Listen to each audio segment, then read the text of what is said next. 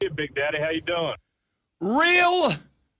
Real good. In fact, I would even say dandy. Wonderful. Thank you very much, Corey LaJoy. Welcome in. Ladies and gentlemen, it is the Rob Brown Show. It is the Fan Upstate. You stay classy. Always. Great to have you, people. Welcome in. Hope that your week is going well. Still resting, recovering, recuperating from a long and extended weekend. Alas, there is sports to discuss, to debate, and to squabble over. So let the discussion, the debating, and the squabbling begin. I am Rob Brown.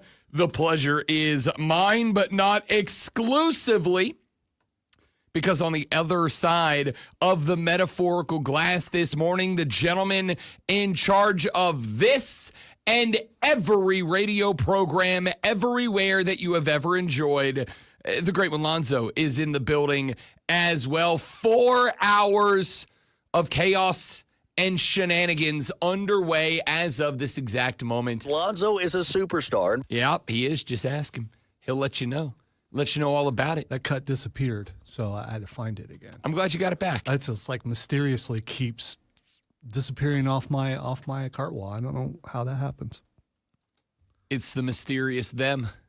It's the they. The they are out to get you, man. I suspect it may be someone wearing a flowering shirt. Possibly did it. First off, I picked this up yesterday, $16. Kind of love it. Feeling very festive today. Looks silky. Yeah, it's an athletic style golf shirt, which apparently it's not going to be hot today. So we're gonna look. Sometimes we're gonna find out if it's cold in this room. Sometimes that's what we're gonna find out. Sometimes you have to sacrifice a little bit. Sometimes you got to sacrifice in the name of fashion and being style forward, which of course I obviously am. I know. Plenty we got to talk about, plenty we got to get to today on the radio program, so I hope that you will join us. The NBA and NHL playoffs underway last night. The Indiana Pacers get a dub over the New York Knickerbockers. Tyrese Halliburton, very good at basketball, but somebody, in fact, friend of the show, Joey B, sent me a clip of Tyrese Halliburton yesterday and said Tyrese plays basketball with the same vibes as Steve Urkel did in that episode where he balled out for his local high school, and they had a side-by-side of it, and it's absolutely hilarious. It's absolutely hysterical. But are you and Joe disparaging Urkel? Not in the least. Because that's what it sounds like. Not in the least. Because Urkel was like the first. I can't say first because I'm sure that there were other shows before the classic TGIF lineup that featured Family Matters back in the day. But of my, let's say, television watching and also understanding phase, I would say that Jaleel White, a.k.a. Steve Urkel, was probably the first dude to become a nerd and also like the star of the show. Urkel was meant to be a one-episode throwaway character. He was actually just supposed to be kind of like a background character, a featured like very rarely, always kind of a storyline bounce-off guy, whatever. But he ended up being so popular with the audience right out of the gate that they ended up keeping him as a primary focus of the show, ultimately obviously becoming the primary focus of the show. And I think that's awesome. But he was like the first guy, I think, that kind of made being a nerd, you get, okay, I can be the star, man. I can be the star. So no disparagement of Jaleel White, of Steve Urkel, or of Tyrese Halliburton, of which I am a fan of all of them. But Tyrese, Like he does not play specifically on the offensive side of the basketball. He does not play basketball like with the same body control of that traditional prototypical NBA star. Remember, this is the cat that a couple of weeks ago, The Athletic put out a player survey where Tyrese Halliburton was labeled as the most overrated player in the National Basketball Association. And very clearly, my dude Tyrese took that personally because these playoffs have been the Tyrese Halliburton show. Last night, Tyrese comes down with the triple-double and looked damn good do it. 31 points, 15 assists, and a dozen boards en route to the dub. But the dude has just been, I don't know how else to say it. And my job is to be more eloquent than this. The dude's just fun to watch. Like he doesn't play recklessly, but he doesn't play with that same kind of smooth finesse style of ball that we think about when we talk about Anthony Edwards, that we think about when we talk about some of the great Jalen Brunson, some of the great scorers and assist guys in the league. He's very unorthodox in the way that he plays, the way that he handles the ball, the way that he attacks offenses. Like it's just not, I don't know how else to put it. It's just not traditional. And for whatever reason, not only does it work, but it works well. And the Pacers have taken advantage. I was on BetMGM last night. I'm on that show every Tuesday at 8:20. And I was talking about this game with Ryan Horvat, and PJ Glasser was in for Brad Evans last night. And we were talking about this game, and they said, all right, who do you have? Do you have a cover? Do you have a money line win? Whatever. I said, I actually really like a Pacers money line win here, but I wouldn't be against the cover bet. I think it was like 4.5 or something like that at the crib for Indy. And I said that the takeaway for me is Indiana wins this game if they have possessions, if they have a higher number of possessions, right? Like, and that's kind of the thing is you're talking about a New York Knicks defense that has been top 5 in the league all year long, a New York Knicks defense that is thrived on minimizing your possessions per game. They want to keep you down around 90, 92 possessions a game. And the Pacers offense is the exact opposite. The Pacers offense this year has thrived on having, 102 to 110 possessions per game, picking up the pace, making it faster. Well, halftime came and went of this game. And I was watching the TNT halftime show, and they went to the sideline, and Reggie and Van Gundy were down there, and they said that game was, I think, the fourth highest paced game in terms of number of possessions, the fourth highest paced first half of a game in these entire NBA playoffs. 1, 2, and 3, highest paced first halves in games. All Pacers games, all Pacers wins. If the Pacers can make you play a game that has a historic pace to it, they win the game. The Pacers are the opposite of the Lakers and the Jazz in that they are a very appropriately named basketball team. There's no Lakes in LA. There's no Jazz in Utah. Their bad names, change them. I hate them. The Pacers play with pace. They play fast. They get up and down the floor. They want to create more possessions. They want to have shots up earlier in the shot clock, high percentage shots earlier in the shot clock. They want to make you collapse your defense down around the paint, whether it is out of exhaustion or because they would rather play outside in but are not afraid of playing inside out. But they want to make you collapse your defense. They want to wear through your legs, especially the Knicks, which, by the way, I have to give a bunch of credit to Tom Thibodeau, the head coach of the Knicks. This is a cat who, as a head coach, played fewer players per game on average than any other NBA team. In the first, I think, 2 series of the NBA playoffs for the Knicks, they were averaging, I believe, like 8.1 players per game having at least 1 minute. Like they played 8 guys a game.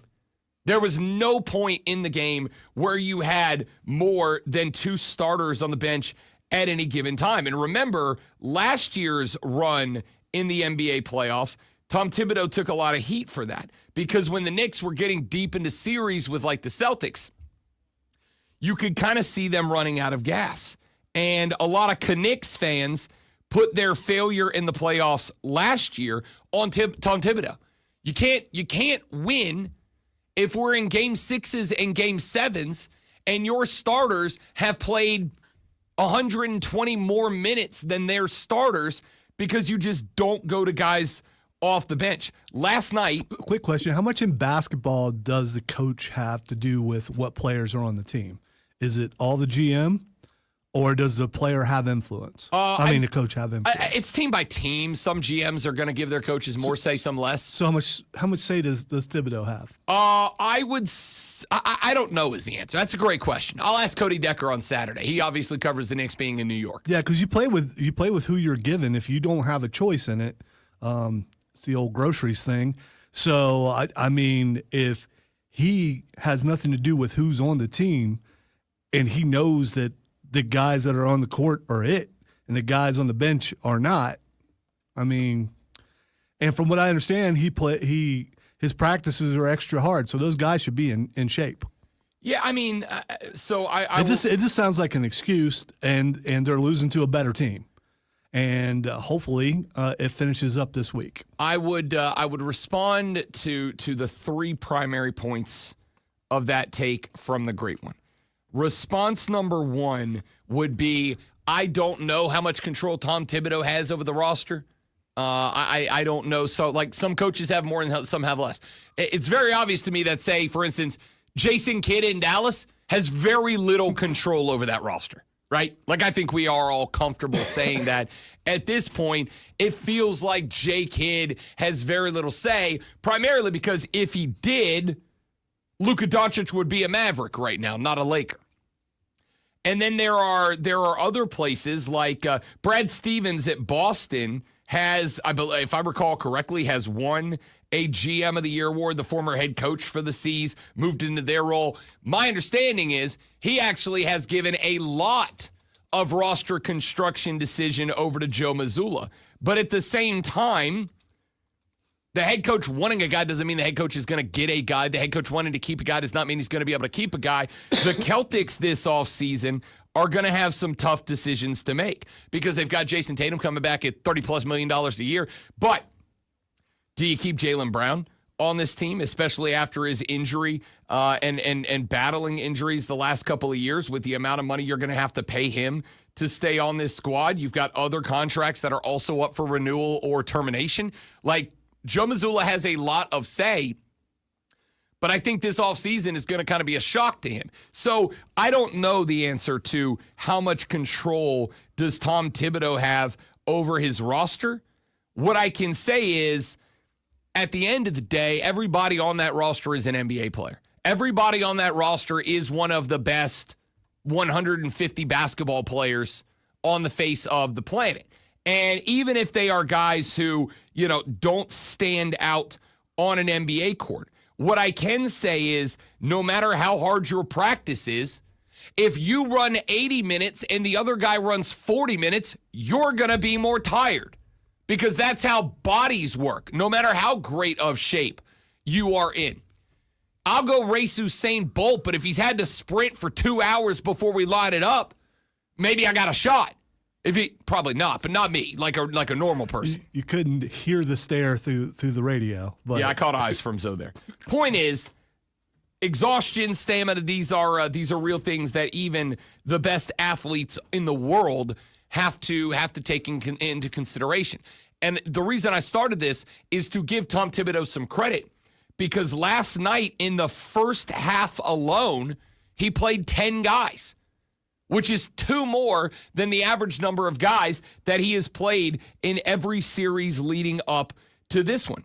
Part of the reason, though, is because the Pacers play so fast and the Pacers go so deep on the bench that they can keep full afterburner for the entire duration of the game because they trust the legs that they've got coming off the bench to go at least 0 in the plus-minus category, while Tyrese Halliburton is catching a breather over on the bench, while Miles is catching a breather over on the bench. And up until the series, the Knicks haven't really played a style of basketball with the number of dudes that they need to be able to play at that pace for that long. These last 2 games, they have. They won game 3, made it a 2-1 series. Honestly, probably coulda, shoulda, woulda won last night, but Tyrese Halliburton had a historic night. So we're going to talk more about that series, more about Tyrese Halliburton, more about what he means to that Pacers program, and where is Tyrese Halliburton checking in right now in the NBA hierarchy of players. We had this last couple of months.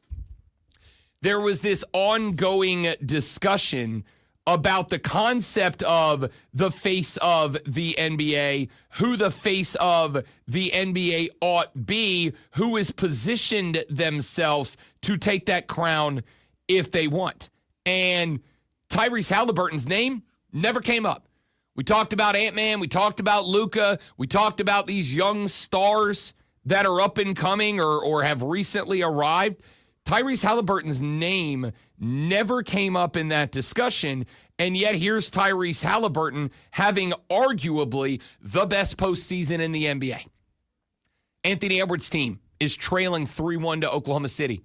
SGA is obviously having himself a hell of a postseason after capturing the NBA MVP award. But I would also point out that while he did win the NBA's MVP award, I would also point out the controversy around SGA getting the MVP is second only to Joel Embiid beating out Nikola Jokic a couple of years ago for the MVP. That's the only recent NBA MVP award that I can remember where there was that much discussion, debate, and conversation around your ultimate winner. So even though he won the MVP, SGA is still being taken to task for his style of basketball. Nobody's talking bleep about Tyrese Halliburton right now.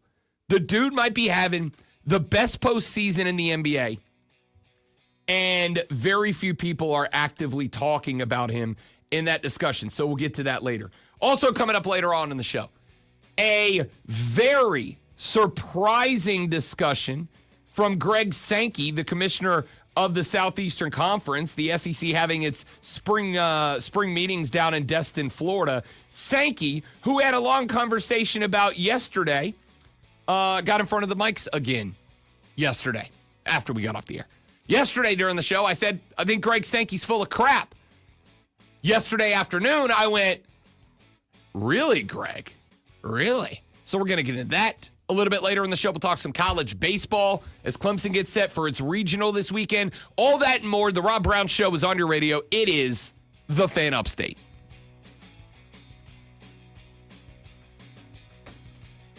All right, let me go get my stuff. Also, cherry Coke Zero. Fan. Didn't know cherry was an option. Nah, I did. No weird aftertaste? No, it tastes just like cherry Coke. Cool.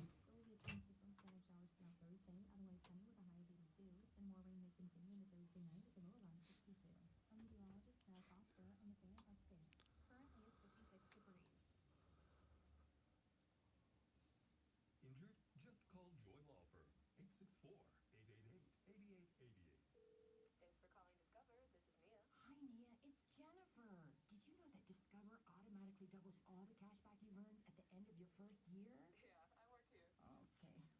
Okay. I'm just double checking. Get it? Because Discover automatically doubles all the cash back you've earned at the end of your first year? Oh, you get me, Nia. Yeah, you could say that I double get you. I guess we've taken it too far. You earn, we match. Discover Cashback Match. See terms at discover.com/credit card. This is the story of the one. As a lineman, he does whatever it takes to keep the power on in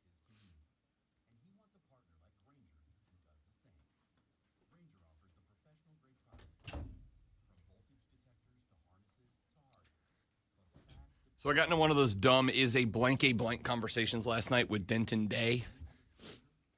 Is lemonade, let's see how he phrased the question. Is lemonade a juice? And I said, yeah, it's literally lemon juice. Just because you add water to it doesn't make it not juice. It's diluted, so it's not. But it's still the juice. It's not juice. It's juice and water. Right. As soon as you mix into water, it's no longer juice. That's just my first reaction without giving it too much thought.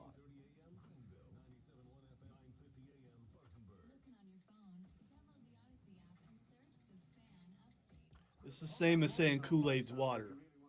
You just added Kool-Aid to it. Yeah, technically it's still water, but it's Kool-Aid.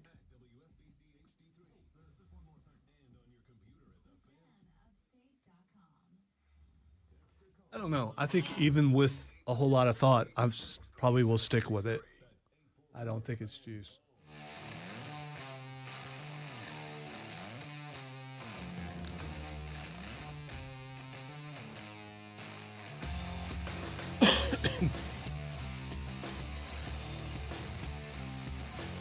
We're going to save the Greg Sankey stuff for the next hour of the show. What you need to know about it right now, in order to prepare your thoughts for when we get there, is that apparently Greg Sankey had a conversation with all of the head football coaches in the Southeastern Conference, and they have arrived at a very interesting proposition for the college football playoff field, and it is absolutely not what you think it is going to be. That's how you set up things on the internet, right? The answer may shock you. So you're saying you just did the equivalent of clickbait? Yeah, basically. Okay. Isn't that kind of our job to some degree? Of course. It's called a creative tease. So stick around for the next hour because I'll put it this way. As much as I'm going to have fun with the answer may shock you. I think your tease is very creative. I can't wait to find out what it is that you're going to talk about. It's the long play too. You got to wait for effectively an hour for that one, but it'll be worth it. Stick around. There is a television show coming on this evening. It's a sports thing. Stick with me. I'm not going full nerd on you yet. There's a television show coming on this evening I'm very interested in. So I wonder if you will be based on the two individuals who are going to be sitting down and having a conversation this evening. Well, they've already sat down and had the conversation. This is going to be the airing of said conversation. Allow me to give you, and it's audio only, but allow me to give you the preview trailer dropped for a conversation that, for some reason, I'm wildly interested in. Hey, how are you doing? Hey, Bill, how are you, man? Good. Nice to Great, see good you. to see you. How you doing? Please welcome the new head football coach at the University of North Carolina, Coach Bill Belichick. This is really kind of a dream come true. Clemson will win its third national championship in college football.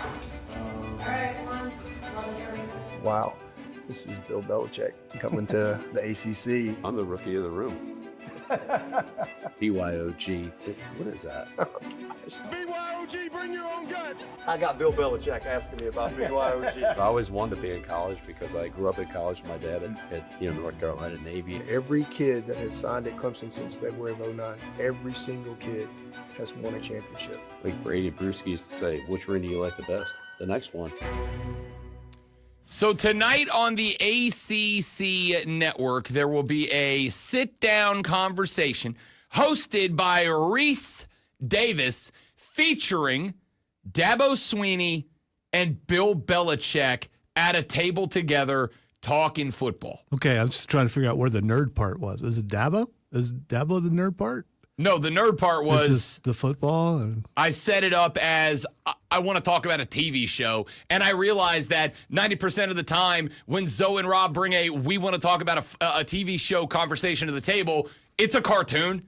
So I just wanted to point out this is actually a sports-themed show. This absolutely could be a cartoon. It could.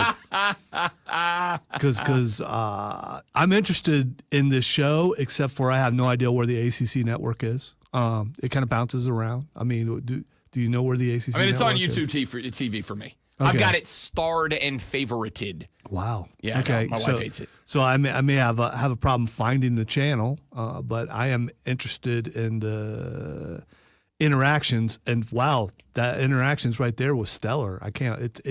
It sounded genuine, sounded heartfelt. I believe at the end of the show they're buddies and they're going to go out and get a meal together, possibly.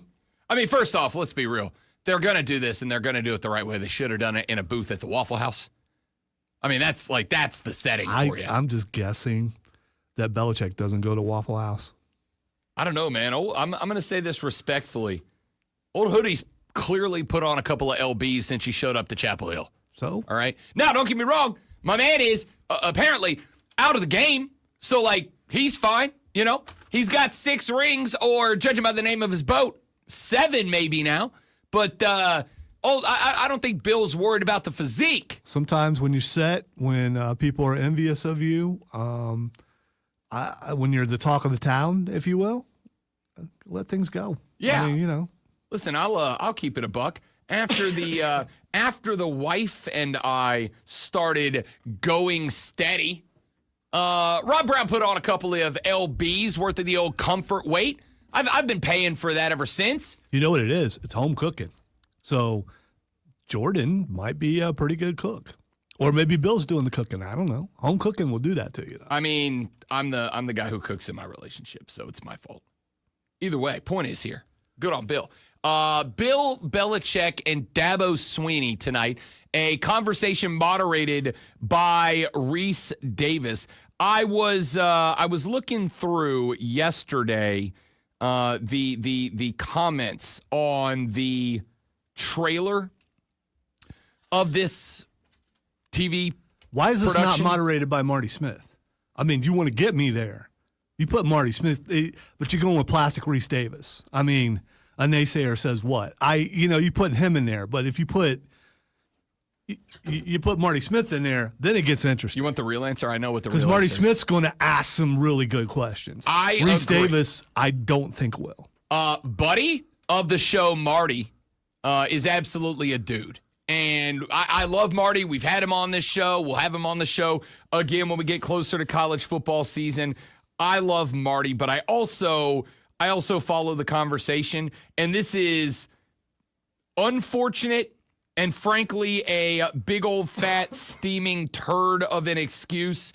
The answer is, on a national scale, Marty Smith has just kind of looked like the token Southern dude they throw up on ESPN to keep the SEC folks happy. Yeah, and which is dumb. Reese Davis is the next guy with black hair to be the host of. I mean, you know, how much of a difference was there between him and the other guy whose name escapes me right now, even though he still does play-by-play? Talking about old Fowler? Yeah, Chris Fowler. Yeah.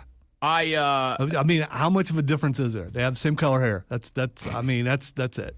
I don't actually disagree with you at all. I actually do think you need a straight man on those kind of shows, because especially when you're surrounded by all the stuff that they're surrounded by on game day. I get that. You got to have the control guy. Well, for the purposes of this show, I mean, yes, those dudes are your classic roundtable moderator guy.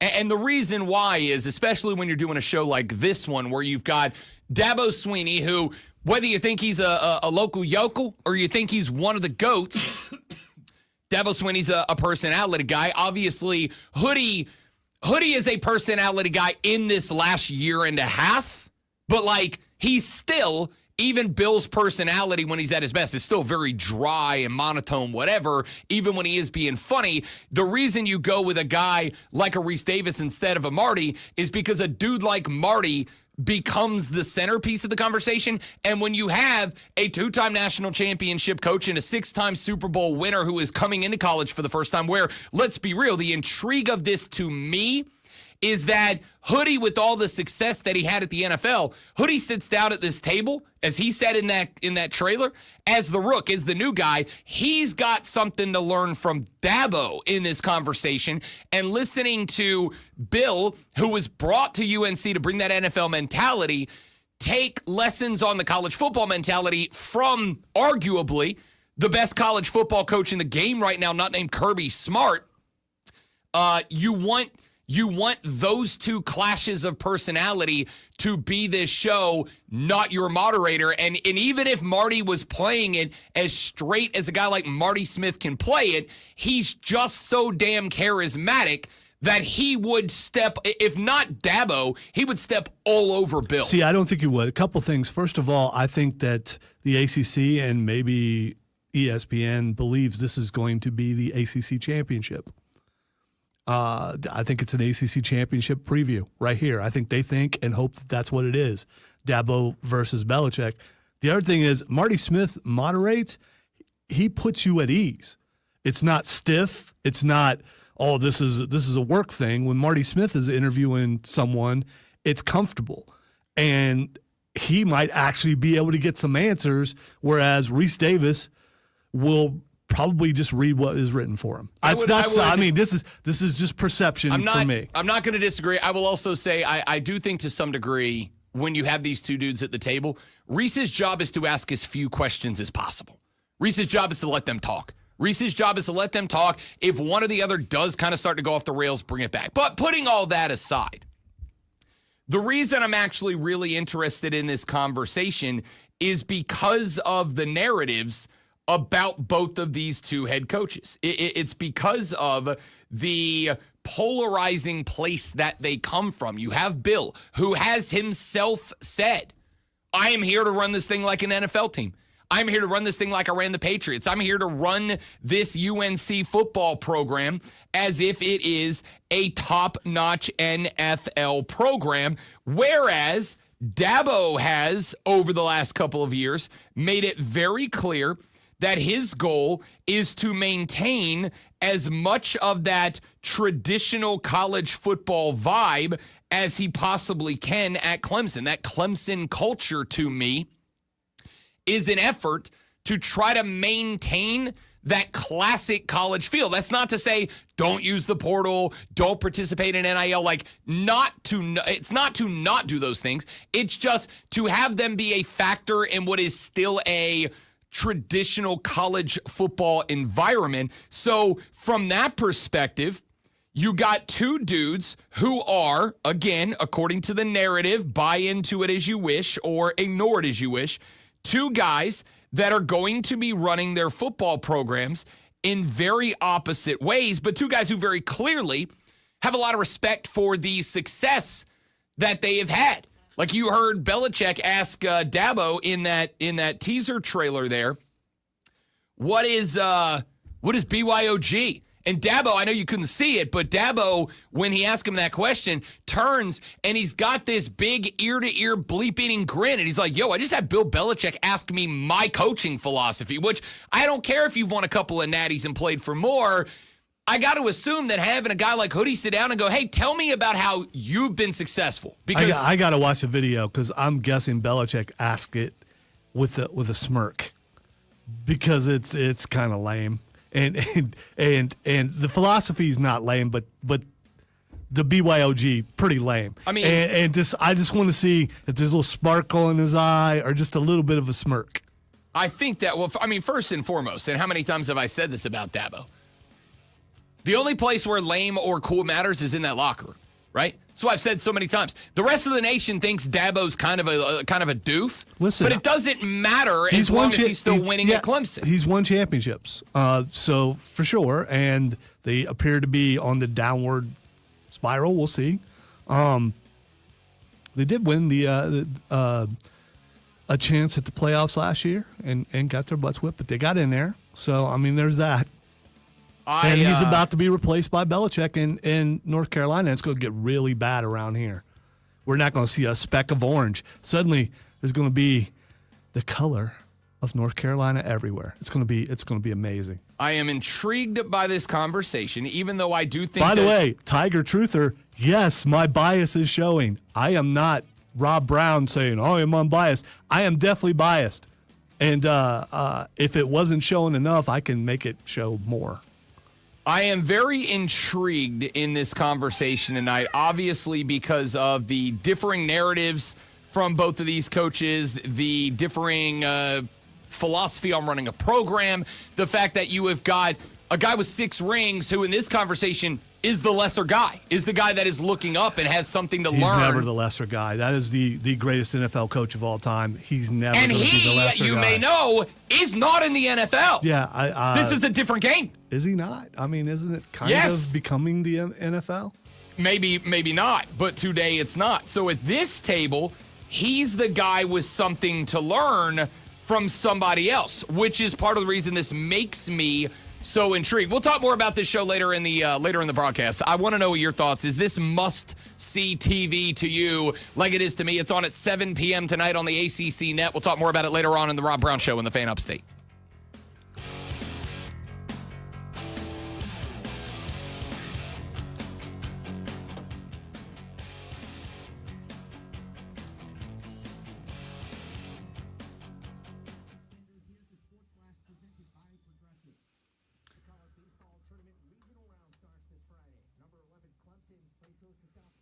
It does sound entertaining, but at the same time, what's the purpose of it?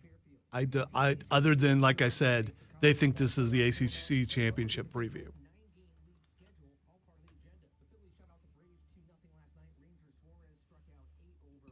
I know you know, and I don't remember. Who are other ACC coaches of note? I mean, none for the reason that these two guys are of notes.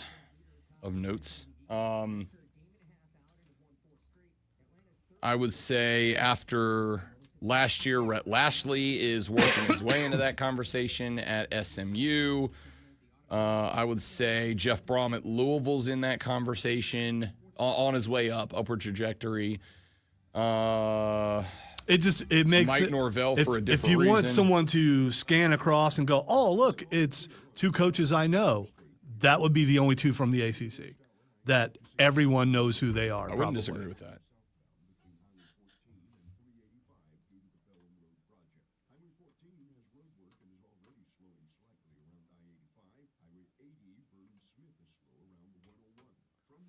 I mean, it's not like the all-star cast from the Big Ten where everyone knows every single Just coach. everyone knows everyone. Yeah. It's just the ACC. But it's not for everybody. It's for ACC fans. So I probably shouldn't watch it. I'm just going to be overly critical of the questioning, not the answers. Dabo's usually pretty good at interviews. And Belichick can be if he wants to be. I will say, in my experience with Dabo Swinney, ACC Media Days, couple of post-game press conferences, etc. If Dabo Swinney wants to have a conversation, if he wants an interview to happen, he is one of the most charming and engaging coaches I've ever interviewed. If Dabo Swinney has no interest in a conversation with you, he's very cordial, but he's got no problem. And again, I would also say this was true about Nick Saban, Les Miles when he was at LSU, who I interviewed quite a few times. I would even say Bobby Bowden, who is kind of like stereotyped as being a super nice guy, and he was. If they didn't have any interest in doing a conversation with you, they were very cordial, very polite, but they had zero problem just outright ignoring you. Sounds like us in the office after the show.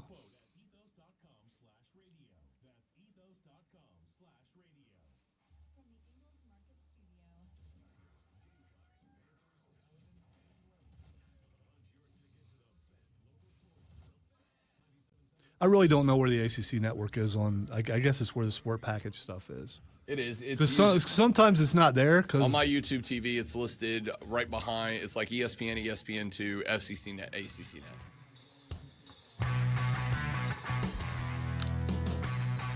So coming up in the next hour of the show, we are going to talk about what Greg Sankey said yesterday was the playoff format of choice for the 16 coaches in the Southeastern Conference and whether or not that may change the future of college football.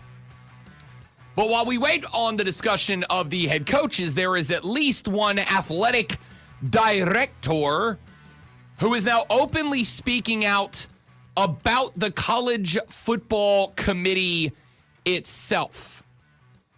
The athletic director at the University of Florida, Scott Strickland, was a member of the College Football Playoff Selection Committee from 2018 to 2021. They did welcome some new members and a new chairperson. Baylor AD Mack Rhodes is the chair now. Former Michigan State head coach Mark D'Antonio, Maryland Athletic Director Damon Evans, Middle Tennessee Athletic Director Chris Massaro, longtime college football writer Ivan Maysel, buddy of the show, and former Ole Miss tight end Wesley Walls were all brought in as new members alongside Steve Weiberg, who was the returning member. At the SEC conference meetings down in Destin yesterday, Strickland said, quote, "A committee is not ideal to choose a postseason. I question whether it is appropriate for college football. Anything we can do to make the postseason more objective and less subjective is going to be better. Whether you could do that some other way than automatics, I don't know, but that's the goal," end quote. And I would respond to Steve Strickland by saying, Steve-O, I absolutely and totally agree.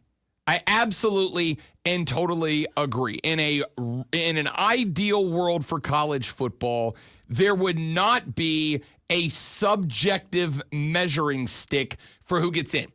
The problem with subjectivity is that we all end up in different places. The problem with subjectivity in the world of sports, not out in real life. In real life, subjectivity is good. Subjectivity drives competition in the market, et cetera, et cetera.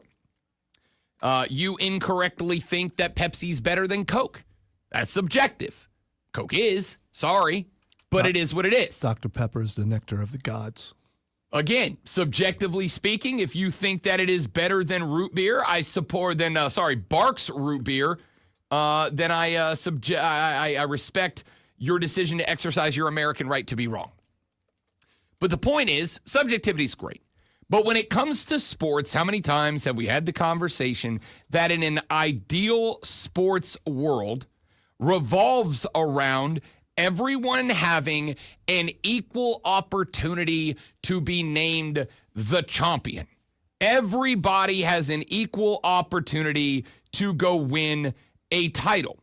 The problem with college football is obviously that it is so damn big and it is so spread out that there is no objective way to run it.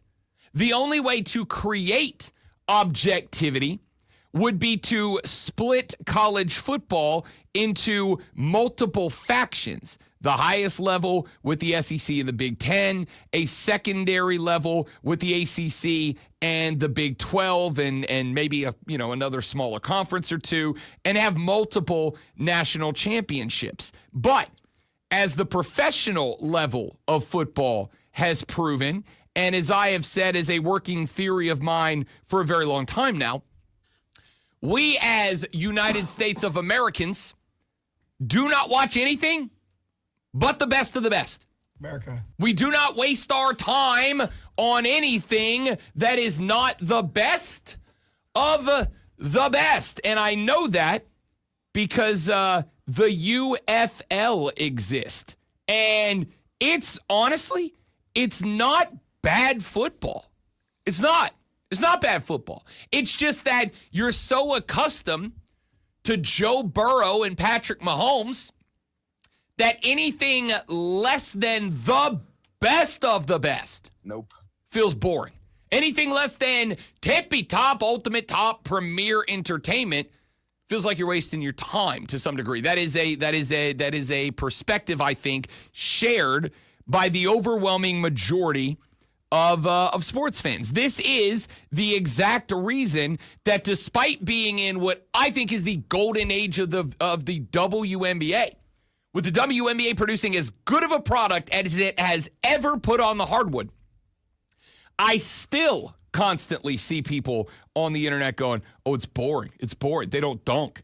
it's boring. Because when you've watched Luka and LeBron, when you've watched Ant and Tyrese play, yeah, it's a different style of basketball. It's a different game. Still wildly engaging to me, but that is, say it with me, subjective. College football, I don't know that there is a way to do it objectively. A way that there can be a uniform measuring stick that encompasses everybody eligible for a national championship. I'm talking from the Ohio States and the Georgias and the Bamas and the Clemsons down to the Boise States and the UNLVs. I don't know that there is a way to lay down an objective measuring stick and say, in order to make the playoff, you must do X, Y, and Z. In the NFL, there is. You must either be one of the 4 division winners or be one of the wild card winners. You know what the thing is that you have to accomplish to get in. You know what that mark is from week 0. In college football, we have no idea.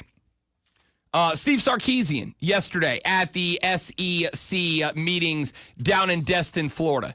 Steve Sark got on a microphone and he said that he does not think that we will ever see another undefeated college football champion, or if we do, they must be celebrated forever. So the idea, I think we've all got to wrap our brain around. I don't know if we'll ever see an undefeated national champion again. If we do, that's a really good team because it's just so difficult. And it's not so, it's difficult, yes, because of the quality of the opponents you play, but it's so difficult to stay healthy that long. I mean, you're going to have teams in years like we had last year where you lose your starting quarterback. And how do you respond to your quarterback being down? Or you lose both your left tackles. That happened to us last year, or your left tackle, then your right tackle. And do you have the depth to endure? And so I think you're going to see teams more and more now, 2 losses, 3 losses, maybe even 4 losses that get in. Not very different than the NCAA baseball tournament of what that looks like. I looked at Vanderbilt, I think, as the number 1 seed. There was a point in the season they were 11-10, and now they're the number 1 seed in the baseball tournament. And so I don't know, and we kind of saw it in basketball this year with Florida and them winning the national. This idea of somebody's going to go 16-0 in college football, man, put a statue up somewhere of that team, because I just don't know if that's going to happen again. So Steve says probably never going to see another undefeated champion. And if we do, that's the mark of a really damn good team. 16 games is a lot of games to win for anybody. Doesn't happen in the NFL. It's going to be the same here. But I would argue that by the same token. I don't recall. Did anyone go into the playoff last year undefeated? I don't remember off the top of my head. I think that. Because I thought someone was, but maybe I'm wrong. I would say that. For me, because of that, there is no way to set down an objective measuring stick. Now, we did try for a very long time to have an objective measuring stick. And as a texter sent in just mere moments ago, I believe it was Jacob. In fact, I know it was. Jacob texted the show and said, won't be long until we get back to the BCS algorithm or an improved version for the playoffs. And that may actually be correct. Remember, during the BCS era, nobody was happy with it either. This absolutely does, because I've seen a lot of, over the last 2 years, I guess, I've seen a lot of love for the BCS system on social media. By the way, Michigan went undefeated. That's right. I knew that. That wasn't last year. It was the year before. Still checking on last year. To me, there is the possibility we get there, because that's about as close to an objective measuring stick as you get. But keep in mind, Oregon was undefeated. The BCS did indeed. That is exactly right, because they were the favorites going into that thing to win the championship. The BCS system did factor some human subjective elements into it when it was spitting out its numbers. But the BCS also determined 2 spots to play for a title, not 12 or 16. And I do wonder if there is room for some sort of return to that type of, as close as we can get, objective decision-making process where we say we're going to put all these numbers and all these variables into the computer. We have obviously dramatically advanced technology since the BCS. You want AI BCS? I do not. I don't know that I have a preference. To be honest with you, I should. It's my job to have a preference. I don't know if I do. On one hand, I would say yeah. How dare you? On one hand, I would say yes, because theoretically, in an ideal world, an AI-generated program that makes these selections would be, again, theoretically in a perfect world, would be able to be instructed to leave all human subjectivity out of it and just look at the data points. Who played who, when, where, road trip, weather conditions, defensive stats, offensive metrics, plug them all in together and just say, performance-wise, with no opinion involved, these are the 12 or the 16 best teams available. On the flip side, I would also point out and say that this whole conversation we've had for years and years in the football landscape of the eye test. I just look at a team and I go, regardless of what the numbers on the page say, I can look at this team and tell you that they're one of the best 12 best teams, 16 best teams in football. So I don't think Steve Strickland, the AD at Florida, is wrong when he says that I don't know if a committee is the best way to determine the college football playoff field, whether it's 12 or 16 teams. I actually agree with him on that. However, I don't know that there is going to be any system that a majority of people are going to go, yeah, that's the right way to do this. That the BCS was hated. Granted, it was only for 2 spots, not 12 or 16, but we all hated it. And then it went away, and we went to this committee, and now we all hate that, and we all love the BCS again. And if we go to a new updated and AI BCS, there may be some reality in the future where we all pine and go, oh, I miss the days where we had a committee. This is the reason that I have said from the beginning of the college football playoff selection committee that for me, I am fine with the concept of a committee. I want it big as hell. I want 1,000 people in that room. Dude, and I want them in a room. Come on. There is no perfect way to determine this. People are going to be mad no matter what the system. There is no system where you can go where everyone will go, okay, that's good. Yes, finally, we found the system that works. Always going to be someone unhappy with it. So far, this is the best that we've had. I don't even necessarily disagree with that. Again, I still think, as I think with any committee that makes any decision that involves policy of any type, that involves all of us, and for the intents and purposes of this discussion, I will work under the assumption that if you're listening to this show right now, that you're a college football fan and therefore one of us.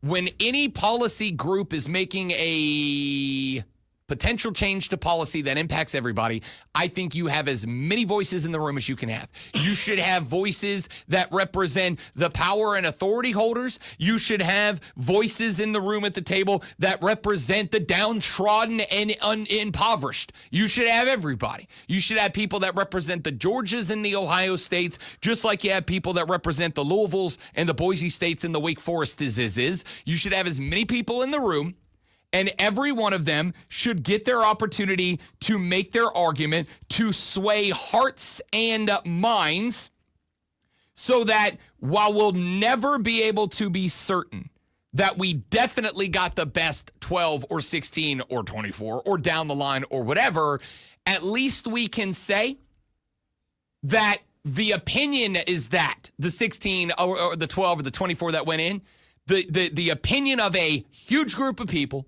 which represents all walks of life in the college football landscape, had their say. And this is what we came up with. So I'm good with what Steve Strickland had to say, but I would also point out, I don't know what change to the system you can make. Because if it is going to be based on humans, It is by default going to be a committee. That's what a group of people is. Even if you said we're going to exclusively leave it up to the AP poll. What is the AP poll? A committee of voters.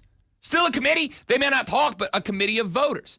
So the only way you're going to get away from a computer or from a committee is to go back to a computer, something we already did once. Texter said, did we not learn anything? Why would we go back to the BCS? We moved away from it because we didn't want computers to pick the Natty. When the BCS was in place, it always felt like the team ranked thing should have been 2, and consistently it got the Natty wrong. The only reason I would say AI BCS might be the way to go is because it's less likely that you screw up with missing 17 who should be 16 and truly missing the champ than 3 instead of 2. We'll talk more about this later in the show. I got that Greg Sankey conversation coming up. Water cooler cheat sheet next. Sports Flash now. All right, the New York Knicks are 1 game from elimination after a 130-121 Pacers win in Game 4. Tyrese Halliburton had a triple-double with 32 on 11 of 23 shooting with 15 assists and a dozen boards, and Pascal Siakam added 30 on 11 of 21. Game 5 is tomorrow night. The Edmonton Oilers have the Dallas Stars on the brink of elimination after a 4-1 win last night. The Oilers took a 2-1 lead after goals from Leon Draisaitl and Corey Perry and scored 2 empty netters in the final 2.5 minutes to seal the win. The Atlanta Braves dropped Game 1 of a 3-game road set against Philadelphia 2-0. Spencer Strider went 4.2 innings, giving up 1 hit and 1 run while striking out 7. The Braves had just 5 hits and left 10 runners on base. Hour number 2 of the Rob Brown Show is next, right here on the Fan Upstate.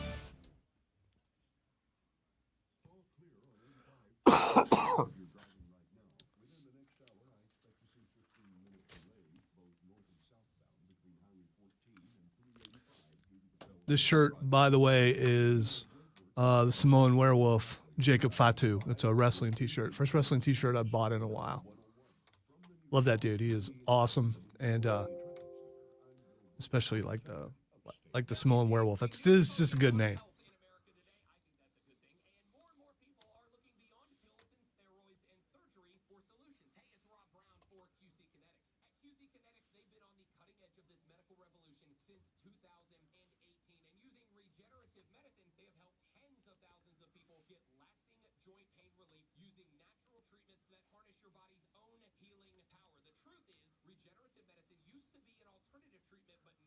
We've had the opportunity to interview many wrestlers. I'd love to get a chance to interview him.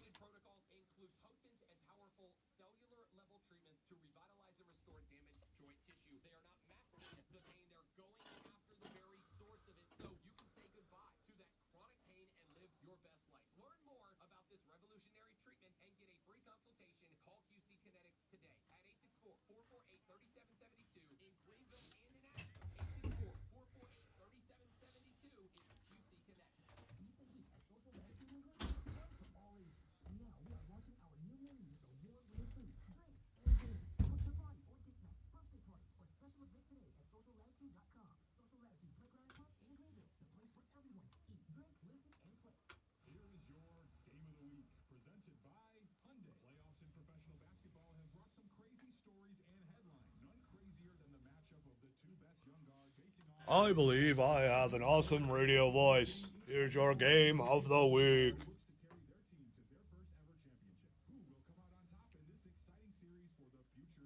Let me emphasize week.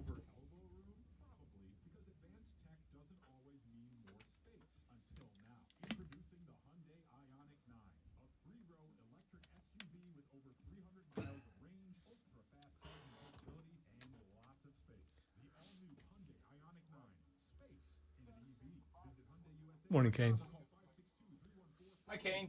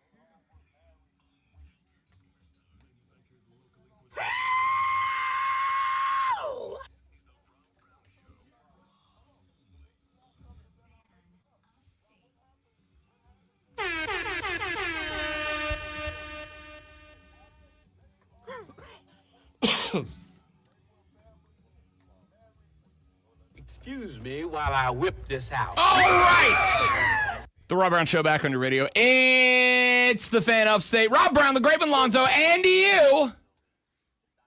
The Hub City Spartanburger text line is open for you right now.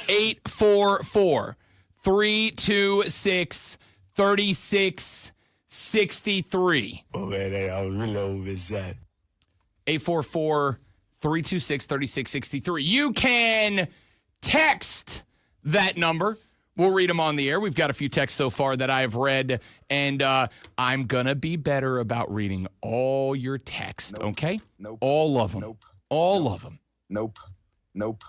You can also call that number, 844-326-3663, and you can jump on the air with us if you've got a take.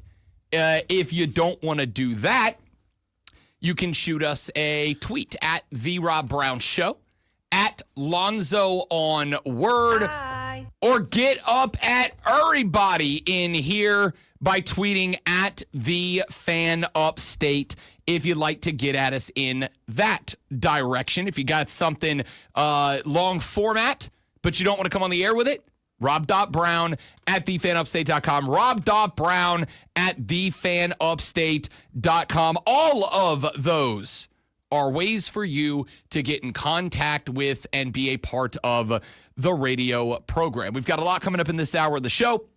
Next segment, Greg Sankey, the commissioner of the Southeastern Conference, said that there was a big old round table discussion between he and the 16 head football coaches of the Southeastern Conference down at the SEC spring meetings in lovely Destin, Florida yesterday. And the playoff proposal that the 16 head coaches are largely in favor of is not at all the one that I expected that they would have largely been in favor of. Now, whether or not we believe Greg is a different story, and we will address that coming up in the next segment. Also, our stupid, dumb off-season question of the day. We won't always have stupid, dumb off-season questions of the day, but sometimes they come up because this is radio and we're dorks. Shut up. I am interested to see what makes it not just stupid, but stupid dumb, because that adds a whole level to it. Yeah, there's stupid questions.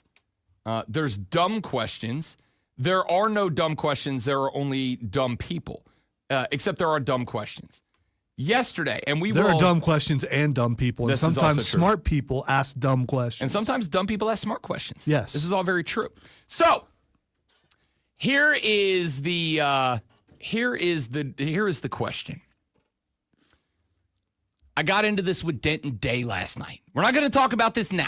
I want you to stew on it. I want you to think on it. I want you to really come up with an answer, because Denton Day and I are often accused of being the same person. Of course, Denton Day is the host of College Football Overtime on Sirius XM.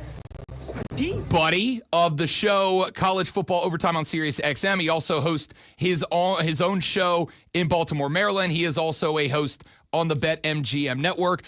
We are regularly accused of being the same person. We have the same haircut. We have the same beard. We dress the same way. We have a lot of the same takes. He's a very smart guy, and dare I say, sexy as hell. Also, he's also a wrestling fan. And he is also a wrestling guy. That. He and I are very... And an anime fan. Yes, he is. Very, very often accused of being... Which makes him a step above you. I just want you to know that. I mean, fair enough for you nerds. Very often accused of being the same guy. But we got into it last night because he asked a question on Instagram that I responded to with great violence. He asked the question. It is one we are going to discuss and debate later, because somebody also dropped a banger on the is a hot dog a sandwich discussion that we are going to have during the audio blitz coming up in 1 hour from right now. Denton Day asked the question, is lemonade a juice? And my gut reaction was, yeah, it's lemon juice. Even if you put water in it, it's still lemon juice. No. I would say up until the point that it is 51% water, in which case then I would say you've got a mix. But if it's 51% lemon juice, lemonade is juice. We're not going to debate it now. No, just a quick question. How did you think I was going to respond? Honestly, in agreement with me. I really did. I Wow. really thought you were going to say lemonade's the juice. I hate that I disappointed you. It's okay. But, you know. I'm used to being disappointed. Yeah, Look at my entire career. I'm not a science guy. I'm sure you're going to base everything that you're going to say later on science to prove why it's a juice. No, I mean, I don't know that you can always utilize science to define things, and I don't know that there is a hard definition. So we're going to come back and discuss and debate that later on in the show, as well as get into, because it is peak off-season time, ladies and gentlemen. Somebody dropped a banger on, is a hot dog a sandwich? Had a take that I was like, oh, I never thought about it that way, and it's very interesting. So we'll come up with that later on in the show. However, it is 7:06 in the morning. You have exactly 54 minutes until you have got to get your patootie into the office, sat down in that chair, respond to those passive-aggressive emails, and get ready to handle your business or perhaps somebody else's business. But we all know what you're going to work for. You're going to work for those 3 or 4 15-minute breathers that you get. We know it keeps you alive. It's those handful of times that you walk down the hallway, you go to the water cooler, you set up shop, and you talk sports with your coworkers that love sports. That's what keeps you coming back for more. And if you're going to talk sports in the office, well, you have to know what's going on in the world of sports. And if you have to know what's going on in the world of sports, ladies and gentlemen, you need this. Are you ready for the playbook of the peculiar? The almanac of the absurd? And the encyclopedia of the extraordinary? Well, you better be, because we're diving headfirst into the 3 top stories that will have your coworkers saying, "That doesn't work for me, brother." Even before they take their first bathroom break. No. Here we go. Welcome to the Water Cooler Cheat Sheet on the Fan Upstate. It is the Water Cooler Cheat Sheet, the top 3 sports stories that you need to know before you get to the office and start talking sports with your coworkers this morning. When you do, this is what you're going to be talking about. Allow us, if you will, to dive right in with item numero uno. As it has been for the past few weeks, and as it will be for the next few weeks, your NBA and NHL playoff check-in is item number 1. We start over in the Association, where the Indiana Pacers have now pushed the New York Knickerbockers to the brink of elimination. Indy now leads that series 3-1 after a 130-121 night last night. Tyrese Halliburton, a genius, 32 points, a dozen boards, 15 assists in a triple-double. They also got 30 from Pascal Siakam on 11 of 21 shooting and 3 of 4 from behind the arc. He had 5 boards and a couple of assists. 16 from Aaron Nesmith. They also got 20 off the bench from Benedict Mathurin, who had 5 of 8 from the floor, 20 points, added a couple of boards and a couple of assists into that tally as well. Over for the Knicks, 31 out of Jalen Brunson on 9 of 19 from the floor, 2 of 6 from deep. He did go to the stripe a dozen times, knocked down 11 of them, 24 from Karl Anthony Towns. And this might end up being the most interesting part of the game. It is not the win. It is not the fact that the Knicks are now on the brink of being eliminated from championship contention. What is the most interesting here is the fact that Big Cat was clearly not well. Around halftime, he was seen hanging on to his right knee, trying to rub out some pain from something. Then, down the stretch, late in the game, Pacers have the ball, dribble drive, penetrate. Big Cat goes up for the stuff and knee-to-knee contact on that same knee. Karl Anthony Towns was not the same guy at the end of that game, clearly in discomfort with a flat tire under his right thigh. Do not know what impact that's going to have, because let's keep it a buck. Jalen Brunson has been very good in this postseason. OG Anunoby has been very good in this postseason. 22 for him on 7 of 16 from the floor last night. Mikal Bridges has been a phenomenal defensive player for the Knicks in this postseason run. But it is the Big Cat, Karl Anthony Towns, that has been the heart and soul of this Knicks team in this postseason run. If this is going to be a lingering issue for Cat, if that discomfort is something that is going to be hampering him in game number 5 when this team gets together with with the Pacers back in New York City. If Cat can't be that guy, you end up with a problem because Miles Turner is that guy. 13 points last night in the middle, but 8 or so of those points came in big moments of the game, big moments in the game specifically where Cat did not look like himself under the basket. If this is a lingering injury, it could spell disaster for the New York Knickerbockers. We'll talk more about that later on in the show. To the NHL we go, where the Dallas Stars are now facing elimination.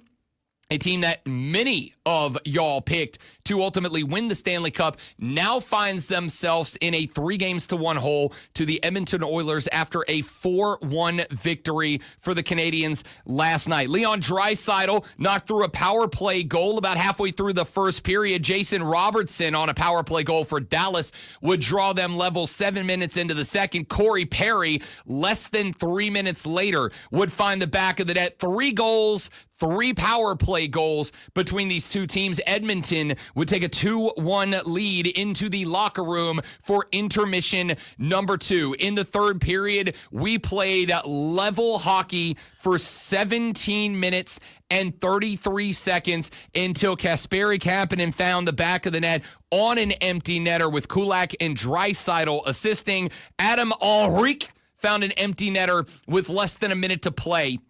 That would ultimately put this thing out of reach for Dallas. So Edmonton now, with a 4-1 win last night, leads that series 3-1. Let's go to item number 2. I've said a few times that I promise you Atlanta Braves scores are not going to be a consistent water cooler cheat sheet item throughout the season. Because I know that there are many of you that are fans of the Bravos, but I also know that most of you probably are not. However, I also said yesterday, if the Braves drop 2 or 3 out of this 3-game series on the road at Philadelphia, I believe that I can go ahead and say on May 29th when Game 3 concludes, if they drop 2 or 3, I personally will consider the Atlanta Braves out of the race for the National League's Eastern Division crown. I am so convicted of that I said it last night on BetMGM tonight to a national audience as well. PJ Glasser said, how are you betting the Braves? Do you take a divisional championship bet now, or do you wait to the end of the season, see if they get hot, and maybe see if you can get some long wild card World Series action in? And my answer to PJ was the exact same take I had on the show yesterday. I am not betting on the Braves at all if they drop 2 out of 3 to Philly. They dropped game 1 last night 2-0. Spencer Strider took the loss. He is 0-3 on the season, went 4.2 innings, gave up just 1 hit, 1 run. It was earned, walked 4, K'd 7 on 90 pitches before he got yanked last night. They went to De Los Santos, who gave up 1 hit. Dylan Lee, Montero, and Hernandez all came in. Hernandez probably coulda, shoulda, woulda been tagged with the loss. 1 inning, 2 hits, 1 run earned, K'd 2, walked 2.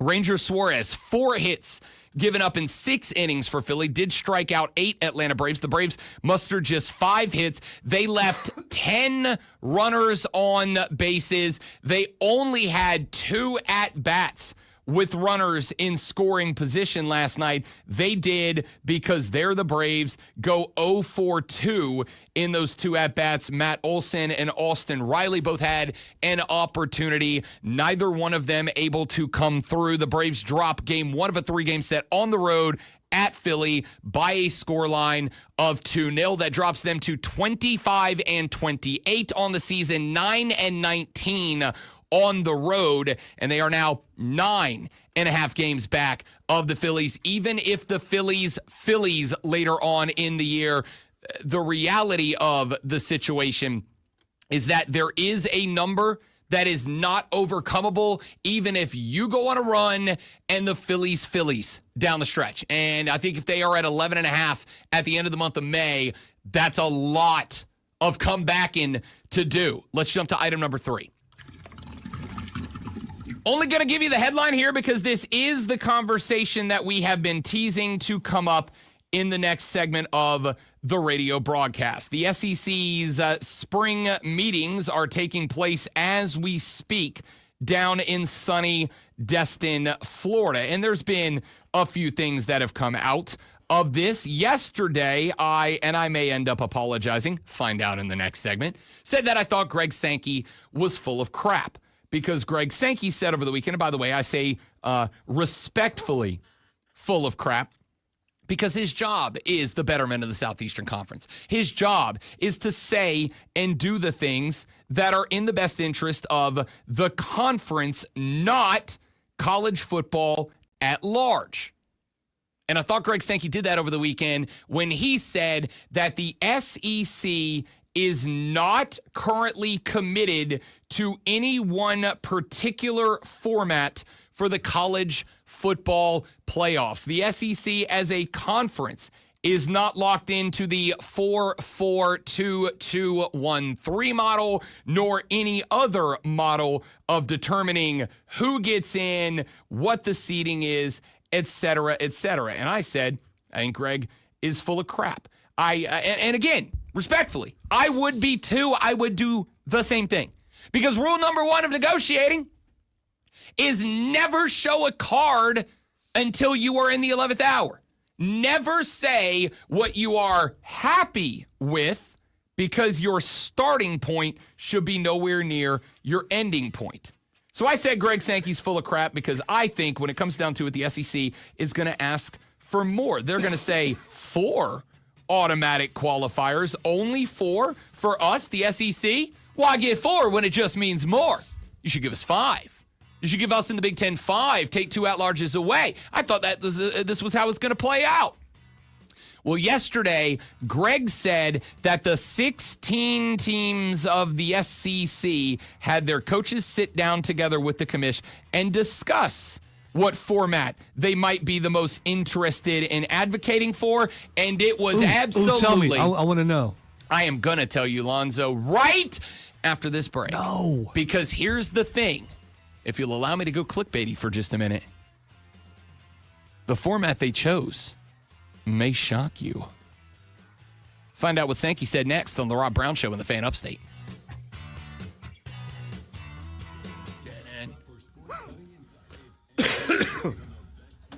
That's Frankenstein. Steven.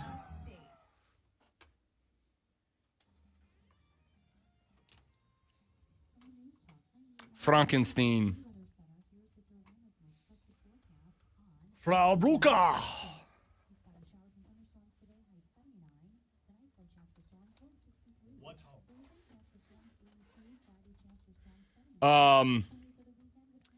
Speaking of Frankenstein, the wife found out that her job next year, and it's a long time from now, but spring next year, is sending her to a conference down in Orlando, Florida.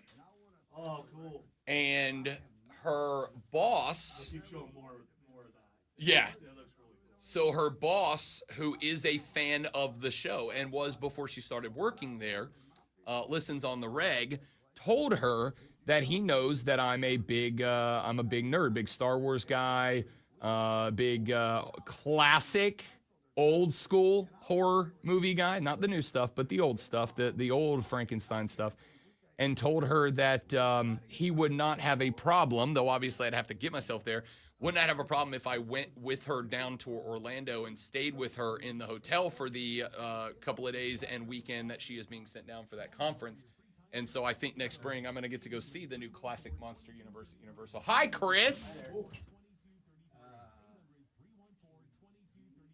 I'm going to take us off the stream for just a minute, guys. Y'all stay right there. We'll be right back.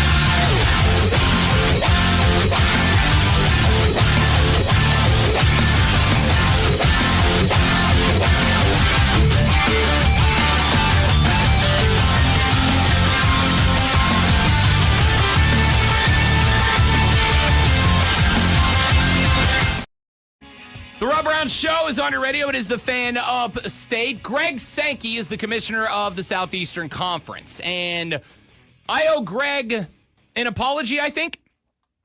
I owe Greg an apology because yesterday I said Greg Sankey was full of crap.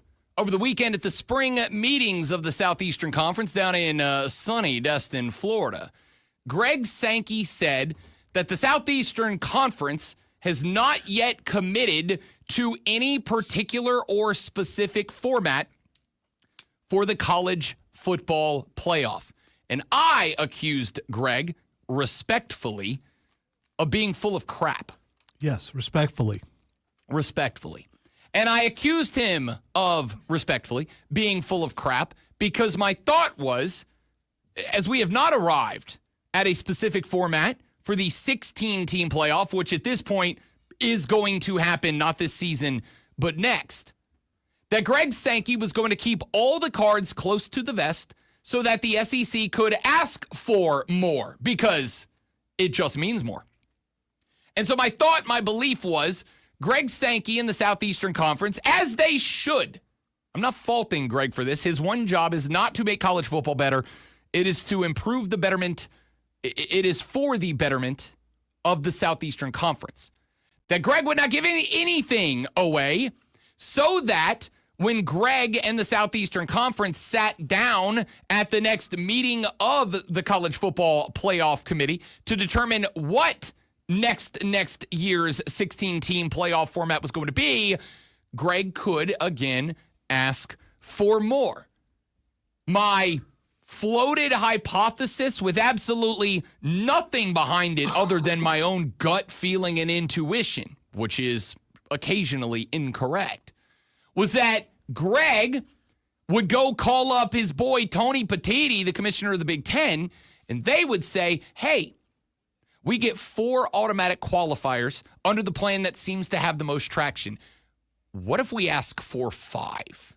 What if we say instead of a 4-4-2-2-1-3 model, where there are 3 at-large bids after all the conference champions have been determined, what if we say 5 automatic qualifiers for the 2 big conferences, 2 for the ACC and the Big 12, the mid-tier conferences, 1 for the best group of 5 champ, and then 1 at-large bid for the rest of the field. And again, is that good for college football? In my subjective and personal opinion, no. But Greg Sankey's job is not to do what's best for college football. It's to do what's best for the SEC. And considering there is a payout in the millions of dollars for a team just to get into the playoff, and then obviously tens of millions of dollars as you play deeper into the playoff, it would make sense that Greg Sankey would do everything in his power to get another team in as a freebie.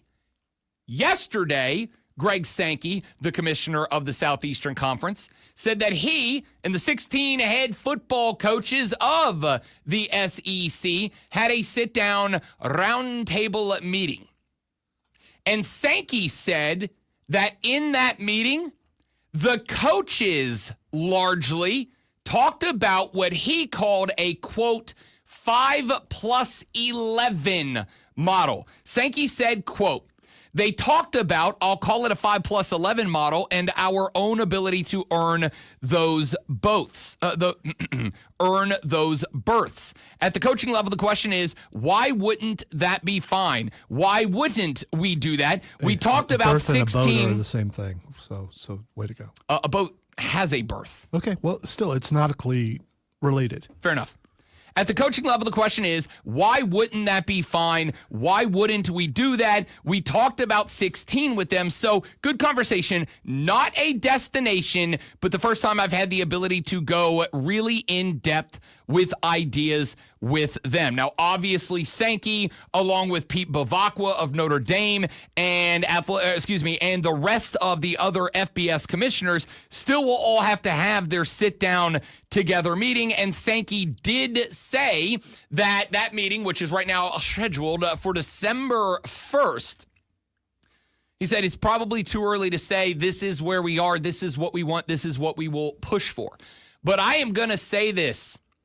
A big, hearty pat on the back to the coaches of the Southeastern Conference for showing some stones here. A big pat on the back for the coaches in the SEC for having some guts with an N. Good for you guys, because that is what it should be. Look, I am fine with having some spots for conference champions. And on top of that, it does one other thing that still matters a lot, which is it makes the conference championship games still matter a lot, which under, I think, the proposed format, which is the 4-4-2-2-1-3 or whatever the hell it is, those conference championship games for the big conferences largely become irrelevant. With a straight seeding model, which we are going to this year, where it is just the top-ranked teams in the order that they are ranked, those conference championship games lose a lot of weight. But if the only guaranteed way in is to win the conference, now all of a sudden, the ACC tournament in Charlotte, the SEC tournament in Atlanta, the Big Ten, I say tournament, the ACC championship game in Charlotte, the SEC championship game in Atlanta, the Big Ten championship game in Indianapolis, all of a sudden, these games are arguably as important as they have ever been. And that is good for college football, A, and B, the other thing it does, and I think this to me is why the 16 coaches of the SEC should get a pat on the back of respect and congratulations for having stones, is that this creates a world that we are looking for, that ideal sports world where it is even playing field for everybody. You already have the advantage of being in a conference where by default, your strength of schedule is going to be better than anybody else can even possibly put together if they wanted to. And with the SEC and the Big Ten, who will be going to a 9-team scheduled conference, or excuse me, a 9-conference game, a 9-conference game schedule at some point, it is going to be even more difficult because, as we talked about with that USC Notre Dame rivalry last week, if you are a team that has to play 9 conference games in the SEC, in the Big Ten, hell, in the ACC and the Big 12, in what world are you going out and scheduling with your 3 remaining, and for many schools, Clemson and South Carolina, your 2 remaining games? Oh, and by the way, Clemson, in years where Notre Dame isn't naturally on your schedule, they are now with that 12-year partnership. That means there are going to be years where Clemson has 1 game available to schedule. In what world would you schedule an out-of-conference world beater to fill that slot? Your schedule's already tough enough as it is, especially if we go to 9. By the way, really quick, you would do that if you're in a weaker conference and you want to make yourself prove that your team is good enough to be in the playoff. The other thing is, so I didn't really understand this till now. I want to make sure I understand it correctly. So the seeding happens after the championship games. Yes. So is there anyone out there opposed to this? I don't know yet. I mean, this literally dropped yesterday afternoon. Okay, because I didn't know if you've heard of anyone. I haven't seen anybody opposed to it because I'm not going to say it's perfect, but it's really good. Well, let's start with this. I do know who would be opposed to it, and that's the athletic directors and the presidents. Because if I'm in the SEC and I know that at the least 4 teams could go in, and those teams make that. And again, right now, it's what? It's $14 million just for getting in, and then an X bonus of $10 million every level that you advance in the playoffs. If I get my team in, and that's a big windfall profit day, yeah, I would love an automatic berth. I'll tell you who this could impact. South Carolina. Yesterday, I was on the BetMGM Tonight Show with Ryan Horvat. We were talking. PJ said, if I gave you $100 to bet an over win total for South Carolina and Clemson, South Carolina's at 7.5, Clemson's at 9.5, who would you feel more comfortable putting that $100 on? And my answer was, I'd put 50 on both. Let's split them right down the middle. I think both of these teams could send a quarterback to the Heisman Trophy celebration in New York City at the end of the year. And if both of them do that, it's largely probably because they both hit the over total. Well, in the format with 12 teams and 4 AQ berths, which again, is not the case this year. But if it was, tell me that doesn't automatically make South Carolina a threat to grab that 4th SEC spot. Of course it does. So a year like this year, that could be a big problem. Would it have happened last year? I think it would have, right? Yes, I believe it would have. So this will have an impact for a lot of schools. But it is also a matter, and I'll keep it a buck. I've gone back and forth about why it is that these coaches would want this. And the first thing I came up with is this. More than I think any other group of people, and I got to give them credit for this, more than I think any other group of people, it seems to me that the loudest group of people in the just give us the 16 best teams discussion are coaches. Like I've heard Dabo Swinney say it. Lane Kiffin said it yesterday at the meetings. Steve Sarkisian said it yesterday at the meetings. Give us the 16 best teams. And this, arguably, is the best way to do that. Let's go 5 conference champs, the 4 plus the 1 non-power conference champion, and then the other 11 spots just filled with the next best 11 teams.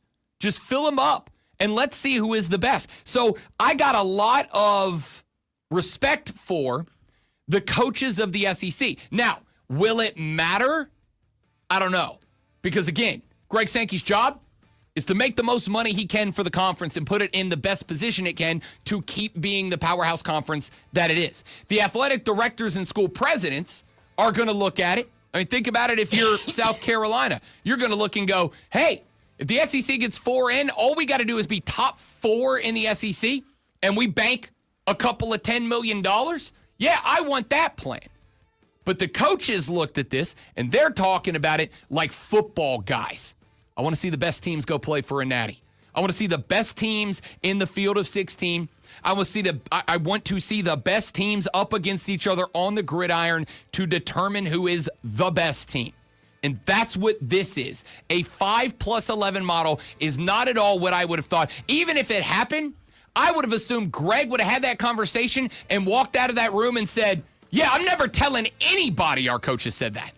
I'm never telling a soul that that's what they want because it's not best for the conference. But I got a hell of a lot of respect for the coaches for saying that, and I got a hell of a lot of respect for Greg Sankey for grabbing a mic and being willing to say, that's what the coaches want. And they think it's best for football because, hey, so do I. Back after this on The Rob Brown Show in the Fan Upstate.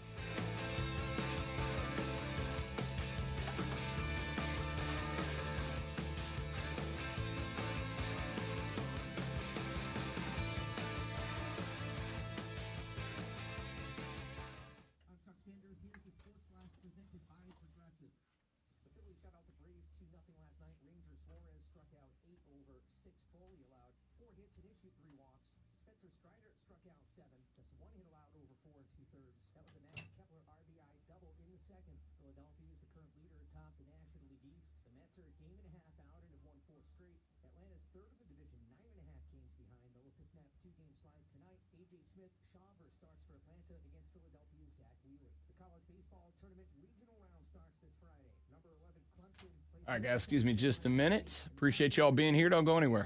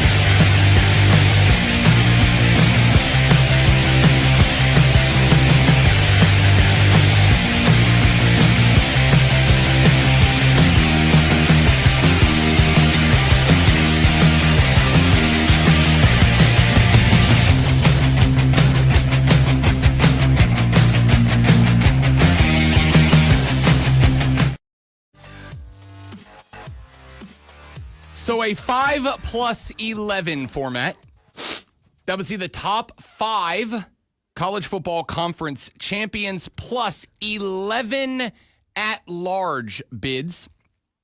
According to Greg Sankey, the commissioner of the Southeastern Conference, is the preference of the head coaches within that conference. And as I said in the last segment, I got a lot of respect for the coaches because let's keep it a buck here. The best chance to get your team into the playoffs would be if your conference has as many automatic qualifiers as possible. And let's be very clear. This does not mean that when December 1st rolls around and when the College Football Playoff Selection Committee gets together to determine what the format will be for the first year of the 2026 college season, the first year of the 16-team playoff field, does not mean that the SEC will ask for this. I think they will take it into consideration, take it under advisement.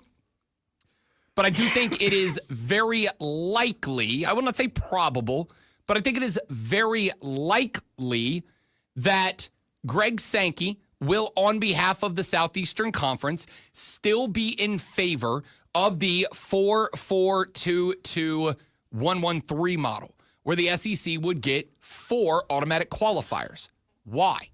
Because it is unlikely, not impossible, but unlikely that the 4th best team in the SEC is going to be one of those best 11. Remember, only 11 at-large spots. Unlikely that the 4th best team in the SEC is going to, at least consistently, be in that next 11 group. And I think because of that, it would make sense for the SEC to say, we want as many teams as we can get in. And while we might occasionally get 3 more teams in that 11 at-large field, realistically, more often than not, and certainly the only way to guarantee we are getting 3 teams in plus our conference champion, is to go to a format where we have 4 automatic qualifiers. My objection to that system is solely from a sports mentality.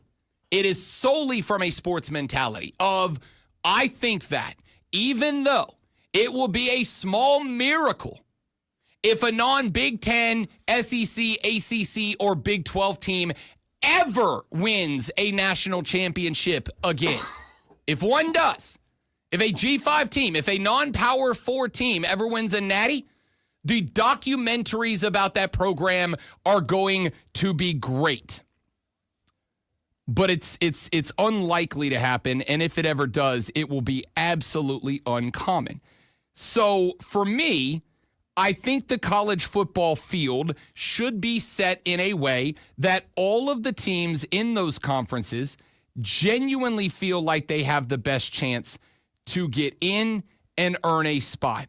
Even if there is a year where a Boise State stumbles upon an Ashton Jeanty, a historic caliber player that carries them to a 12-0, 13-0, 12-1, smaller conference championship, and therefore by default gets the 1 group of 5 at-large, there would still be 11 more spots. So if another team from another conference also goes 12-1, or maybe a school from a smaller conference. And again, I think this is going to be far less likely in the future because why would I if I play for a big conference that has a 9-conference game schedule? Why in the world would I book a championship caliber second tier conference team on my schedule? But if a team comes out of the Mountain West and they go 10-2 in the regular season, and let's say their losses are to 2, Big Ten and SEC teams, or an SEC and an ACC team, or whatever, they would still be considered a very good team and a team that maybe has an outside underdog puncher's chance of a shot.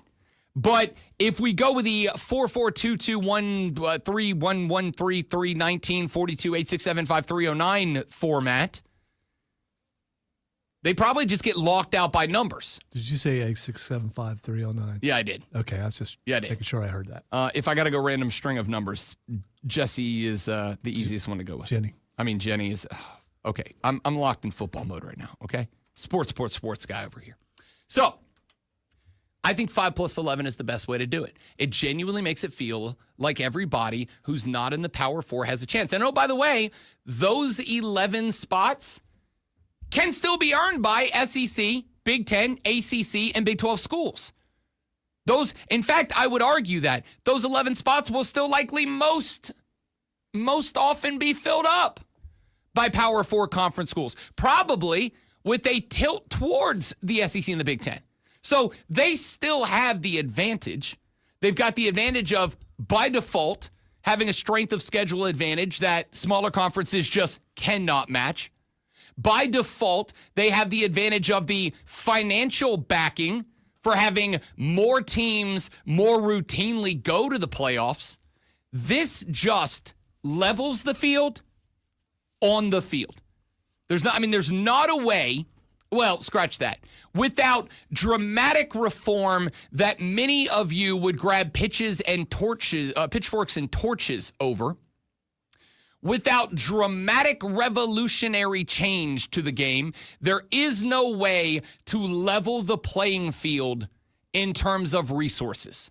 There's just not. There's no way to say that UNLV and Alabama start the year not just with the same opportunity to earn a playoff spot, but start the year with the same financial resources to grow their program with. So if we can't make that level across the playing field, we at least can make the on-the-field competition level, where the opportunity to earn an at-large bid is identical for UNLV and Alabama. Alabama's got the advantage of playing in the SEC. The strength of schedule by default is going to be better.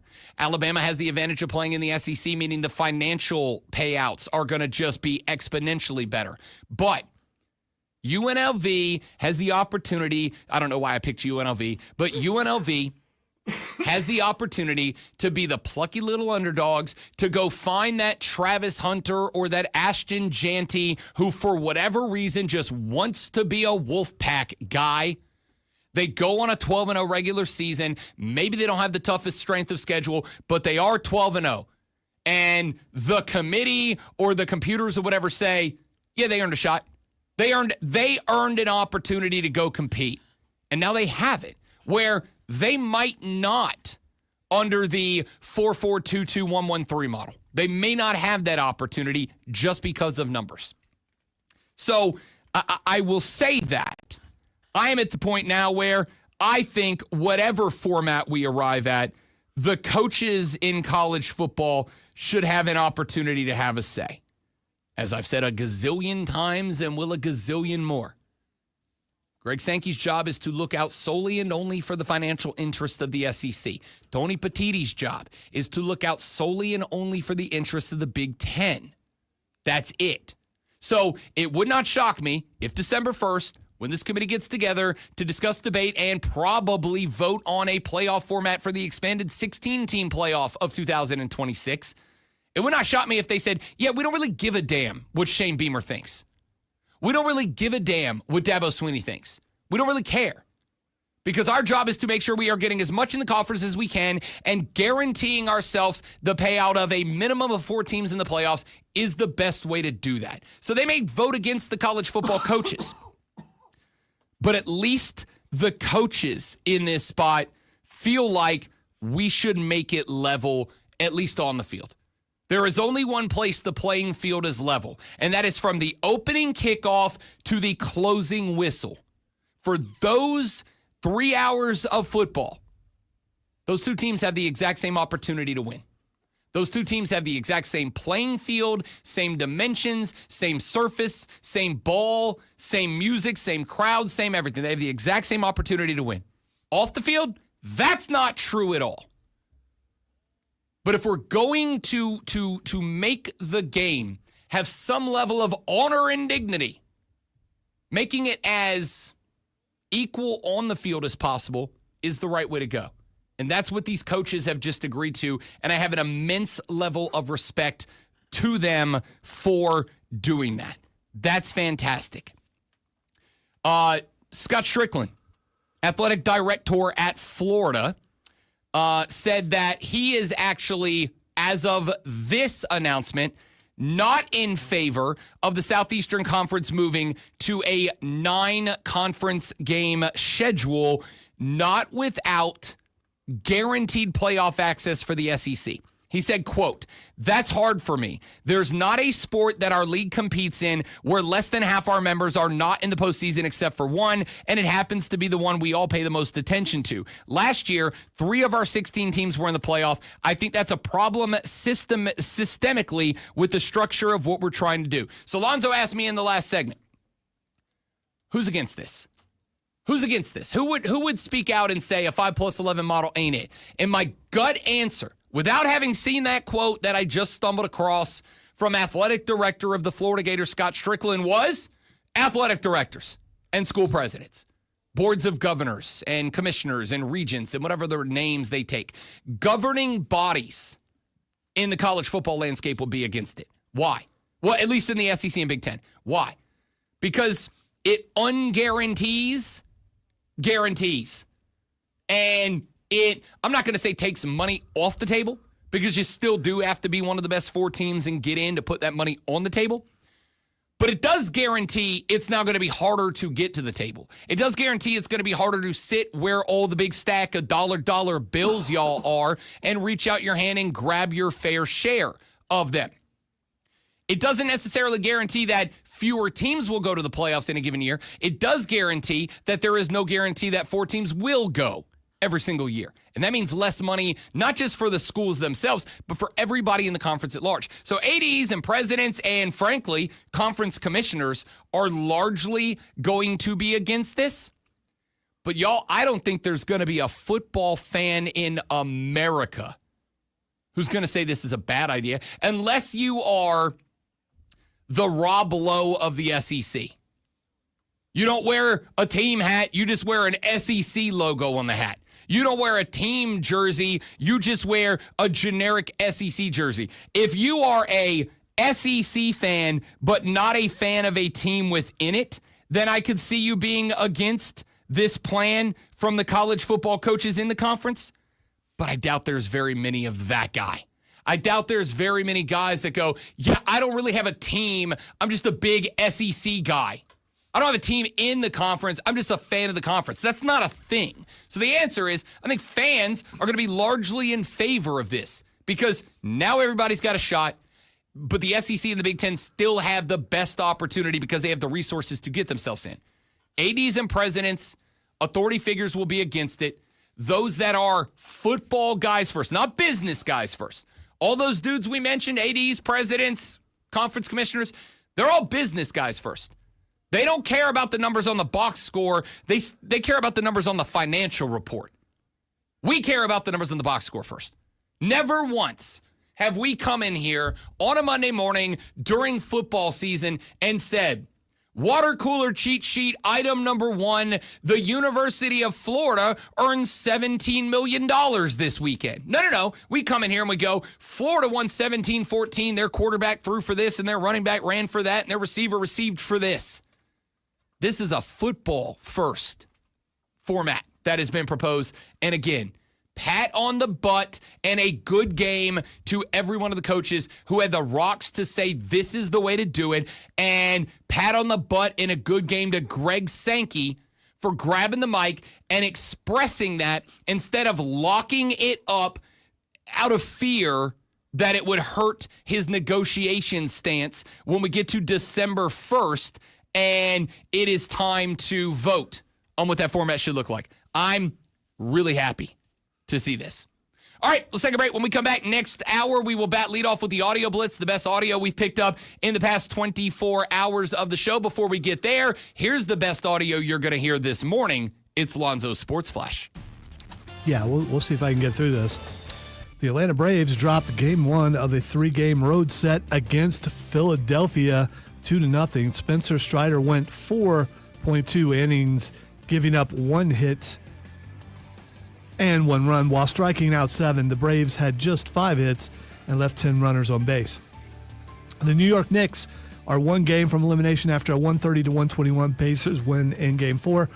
Tyrese Halliburton had a triple-double with 32 on 11 of 23 shooting with 15 assists and a dozen boards, and Pascal Siakam added 30 on 11 of 21.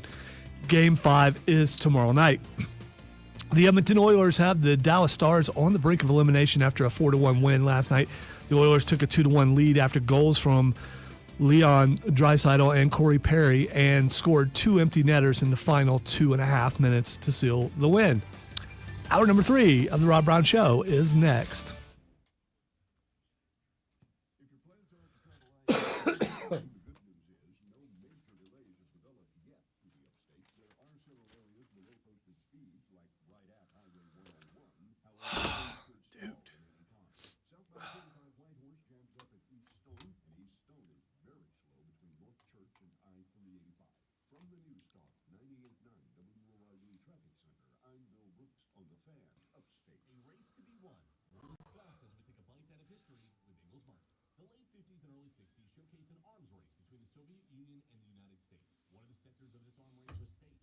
Come on.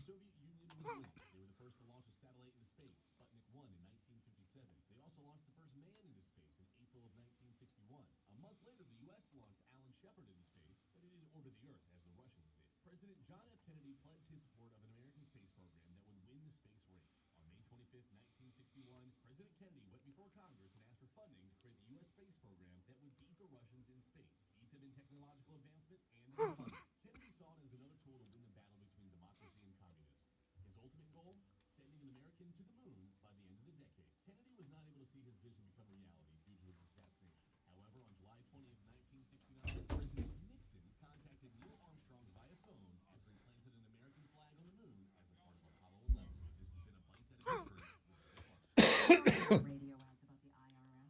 They tell you to be afraid, to be scared, and they try to frighten you into calling. I'm not here to do that. Tax Relief Advocates is different. TRA is here to tell you that if you owe money to the IRS, whether it's $5,000, $50,000, or $500,000, we have a solution. It doesn't matter if you're sitting in your car, at work, or with your kids. No matter where you are, call now. 800-575-6986. Don't lose hope. TRA can eliminate or reduce what you owe to the IRS. Generous programs are now available that can give you a fresh start. Our passion is taxes and helping individuals fix their IRS problems. We have over 1,000 5-star reviews on Google and an A+ with the Better Business Bureau. You don't need to be afraid of the IRS any longer. End your tax nightmare today by visiting us online at TRA.com or call 800-575-6986. That's 800-575-6986. Tax Relief Advocates. So is that enough to make you bet? I was just having that conversation with somebody a couple of minutes ago. What, are you surprised I could hear it? Come on. It is kind of quiet. Yeah, but I'm But for some reason, the computer volume impacts the on the recording in Cool Edit. you should be able to pump it up, hopefully, without too much background noise. Background noise today comes from me. As I slowly die. If you have any home repairs you need to take care of, check us out at repairclinic.com. If you need a world-class website or technology project, then I would highly recommend AmericanEagle.com. Call AmericanEagle.com at 773-NETWORK. That's AmericanEagle.com, 773-NETWORK. Unique and unlike any other sports talk show. It's Bad MGM Tonight, Monday through Friday from 7 to 11, only on The Fan. Bad MGM Tonight is the red zone for casual and hardcore. Whoa, scared of the squirrel. Wow. For all of the night's games as they happen. Sides, totals, props, parlays, futures, and much more. Oh, that squirrel's going over the top into the dugout. Uh-oh. Oh, yeah, he was on the fence. I was watching the game. Are there no bats in that dugout? He was out in the outfield fence.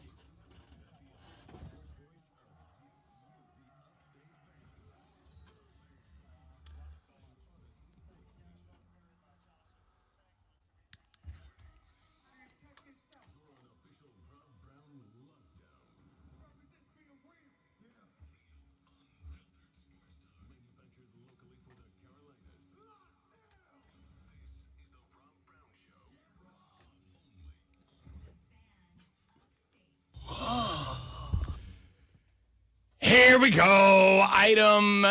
Hour number 3. The Rob Brown Show carries on. Rob Brown, the great one, Lonzo, and you.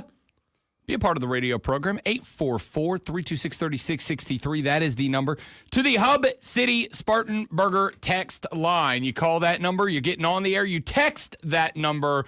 We will read it on the air, like Kane, who texted the show and said, excited to be listening to the best every sports show in the South. Your takes on the CFP are great, and I have nothing to comment on it. Lonzo is killing it on sports flashes and production. There you have it. Not just a compliment from Kane, but proof that I will read nice things about Lonzo off the text line. Wow. I needed it to be proven. And Yeah, now well, it's proven. my favorite text that you don't read are Lonzo is right. Well, I got to get him to read them. Man. Well, okay. All right. Well, I haven't made many comments today because I'm dying over here. So, I mean, there's that. You are falling apart. I am. It's noticeable. It's either I didn't get rid of the last illness or it's a new one. I don't know, but I am coughing my head off. And at some point, if I can't stop coughing, you're just going to have to come around here and I'm just going to leave because it's. I hope you can't hear it on the show. So far, so good. Okay, we'll see if you pull through. Because it's more about I don't want to mess the show up. Fair enough, and I appreciate that. It is 8:02 in the morning, time for the Audio Blitz, the best audio that we have picked up over the past 24 hours since the last time we did the Audio Blitz. Let's do a couple of them here.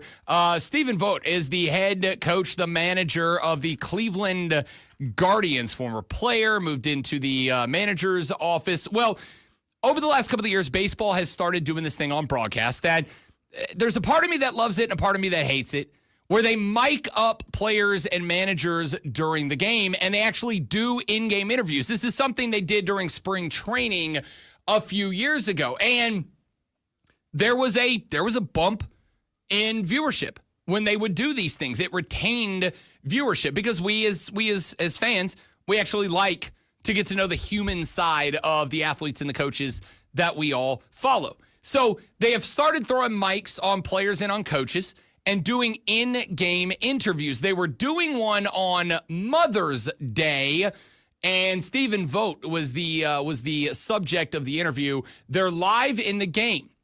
And one of the things that's been popping up recently is guest appearances in these live interviews. Hi, Coach Stephen. This is the Pacific Northwest Force Assistant Coach Alyssa Vogt. I have a question for you. Did you remember to make dentist appointments for the kids? And did you put them on the calendar? Oh, yeah, I did. I actually remembered to do that one. So I did carry my weight a little bit. So thank you, caller Alyssa. Happy Mother's Day to you. Love you so much. Thank you guys both very much. Awesome. Thanks, Alyssa. We appreciate it. Dude 100% forgot to do that. 100%. I'm going to tell you what happened. He got off that interview after she said, did you remember to schedule the kid's dentist appointment and put those dates on the calendar? I'm going to guarantee you that the second that interview was over, he called over one of his trainers. He's like, hey, kid, come here. He said, I need you to go right now, and I need you to get me those dentist appointments scheduled. I don't care if it's 7:30 at night. You figure out a way to get those things scheduled and put on our Google Calendar so that when I get home, I don't get busted up for lying to my wife on national television like I'm going to. So you talked about celebrities jumping in on something. I thought it was Charlotte Flair. She sounds just like Charlotte Flair. I'm going to say someone that Stephen Vogt is far more afraid of, his own wife. There's part of me that loves this because, again, I do love, and especially with baseball where there's so much downtime, even with the pitch clock, there's so much downtime where stuff's not happening. They did one with Francisco Lindor the other day, and they mic'd up his wife who was at the game, and she was ribbing him while he was on second. But there was also a moment during that in-game infield interview where there was a ground ball hit at Francisco Lindor that he had to try to turn to on. Now, she had just asked him like a second before that, and I should have pulled this audio too and played it, and I just didn't. But she asked him a second before that, what is tougher, turning a high-pressure double play or changing dirty poopy diapers?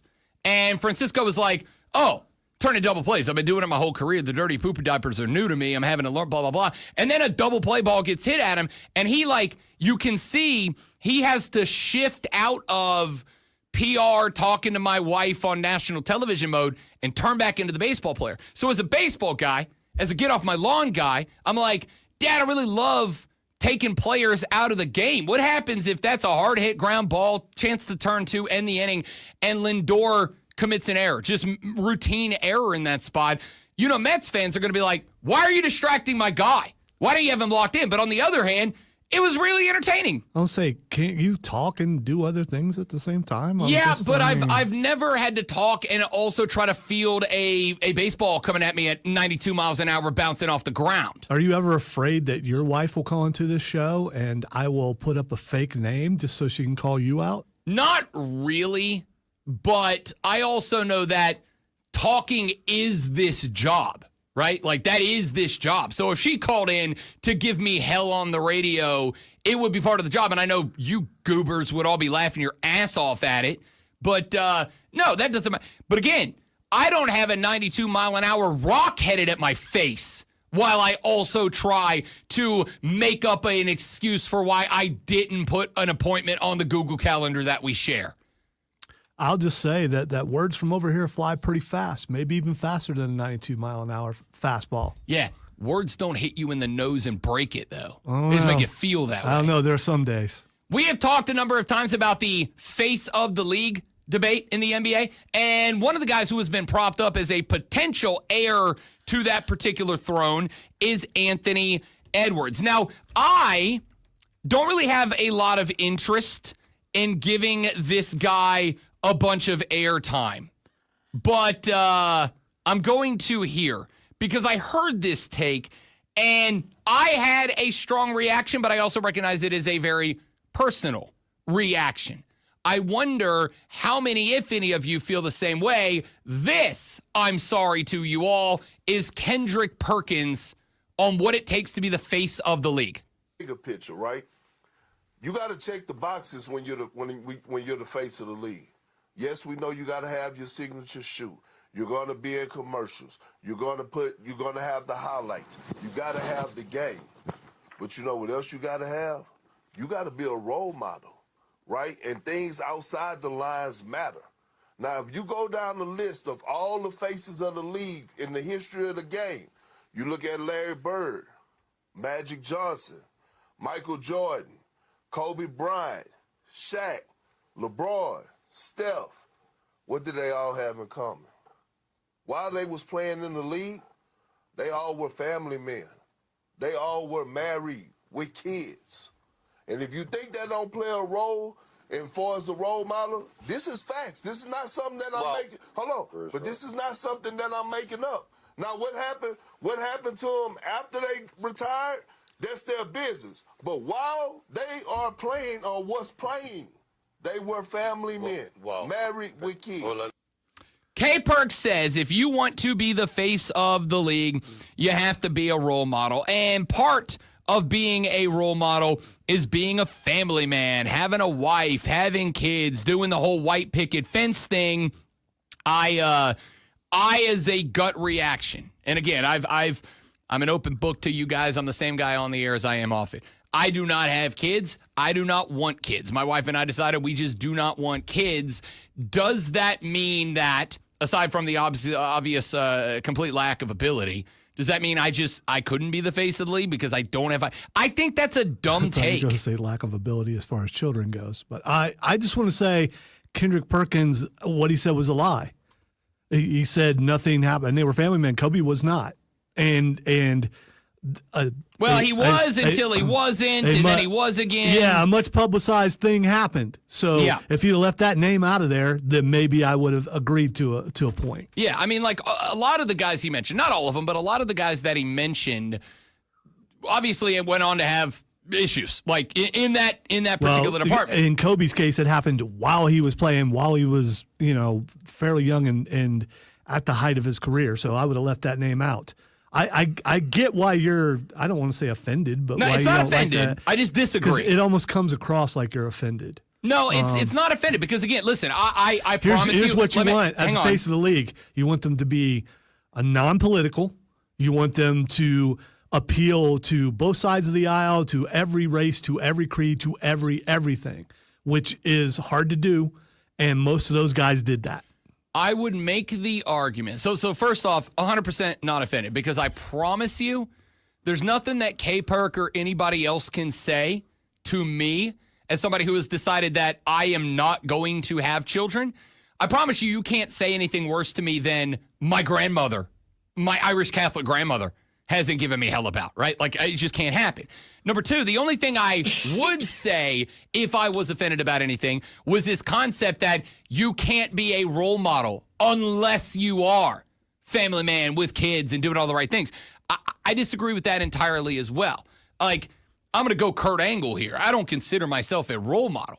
But I would say of the multitude of dudes that I've worked with in this industry, yeah, I would put myself in the top percentile of good dudes in this industry. There's a lot of them who just ain't, but when they get on the air, they've got this fake persona, right? I think I'm a good person. I try to live my life the right way. So this concept that, well, if you don't have kids, you can't be a good person and you got to be a good guy to be the face of the league, I just think that's dumb. I think you've got to be a great basketball player. Only by that.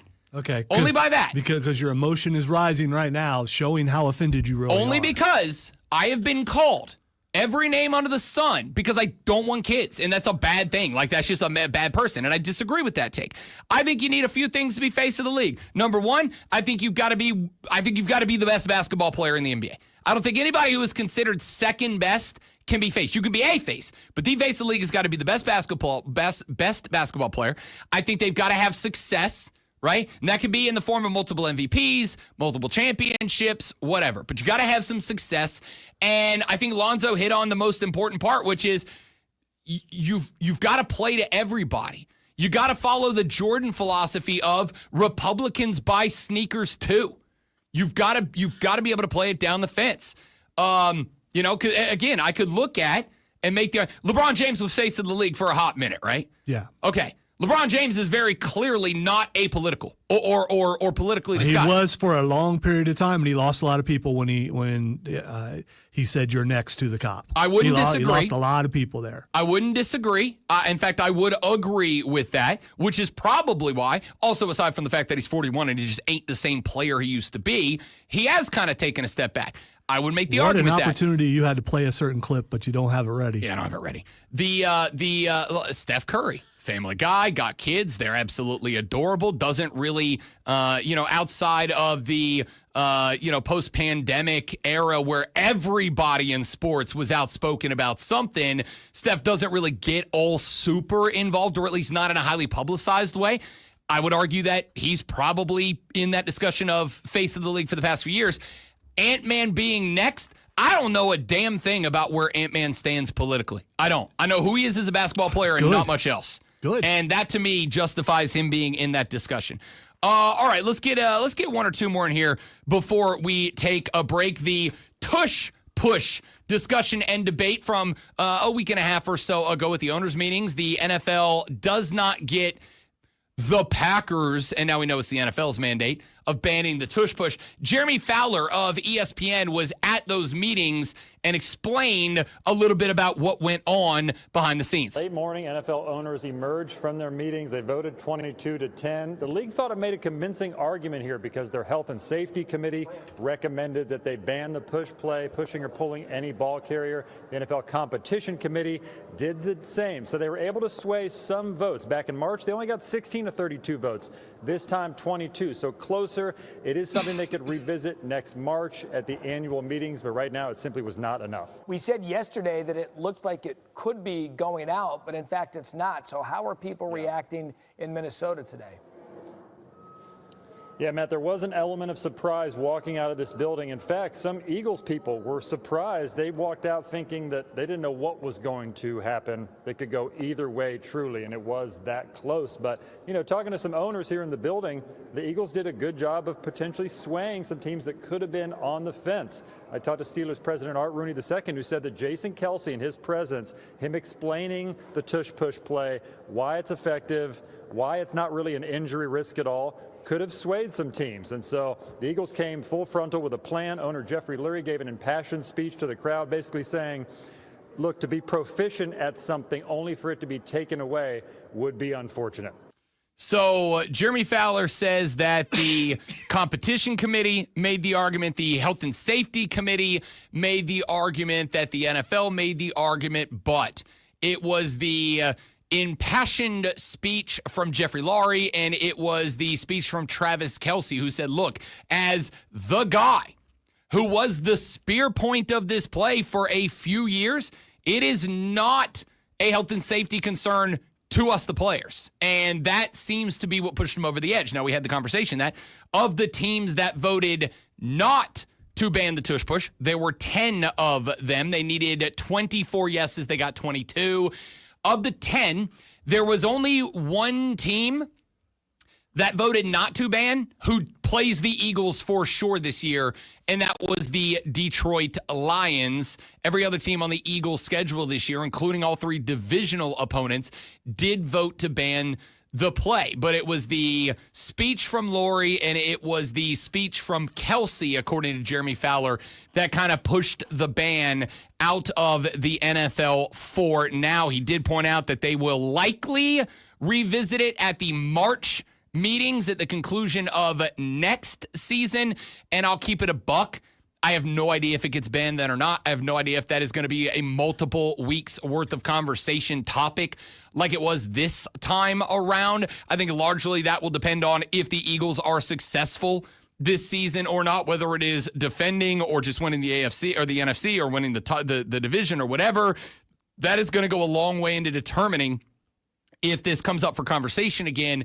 All I can say is I thought what Fowler said in the media, in the meat and potatoes of that take, which is Jeff Lurie got up there and said, for us to figure a thing out, become excellent at the thing, become proficient at the thing, execute the thing at a very high level, and then just have you guys say, and frankly, make up reasons why we can't do it anymore, and it's because y'all can't figure out how to stop it.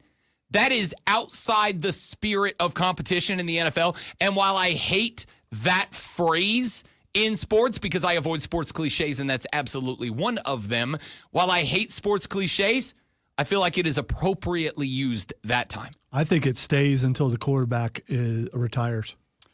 Because he is the most effective guy at that. I would argue the only effective guy. Other guys they've I don't know if it's like 50% or maybe a little bit more. We saw Josh Allen couldn't do it. Sure. So I think it's more about the quarterback, and when he's gone, it will fade away. You may not be wrong. I would also not be shocked in the next couple of years if we see a couple of college quarterbacks who are maybe, good, maybe even great, but not first-round draft pick caliber quarterbacks that just live on the squat rack to try to replicate that, right? Like, if I can go squat a Hyundai like Jalen Hurts can, and this play doesn't get banned, maybe I'm that next guy. I don't have to be an excellent thrower. Jalen Hurts is a good passer of the football. He's not elite by any stretch of the imagination, but that's not why Jalen Hurts is Jalen Hurts. Maybe another guy coming out of college who is a good passer of the football but not great goes, if I can figure out how to squat a Ford Bronco, then I could be the next tush-push QB. All right, when we come back, got a few more clips I'll play for you, and we will react to the Rob Brown Show rolls on. It is the Fan Upstate. Say his name and he appears. I believe in William Brady. No, I was talking about.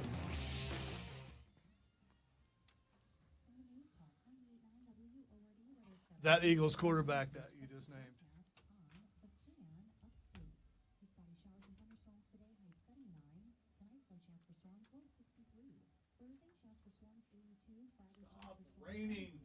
Word.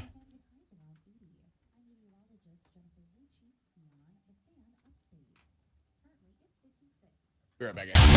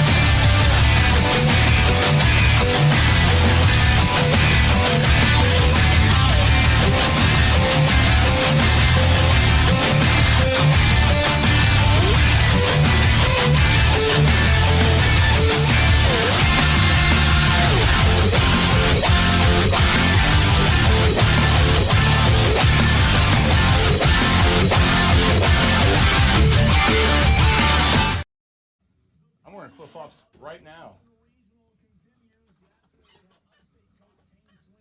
I have too many puddles for that.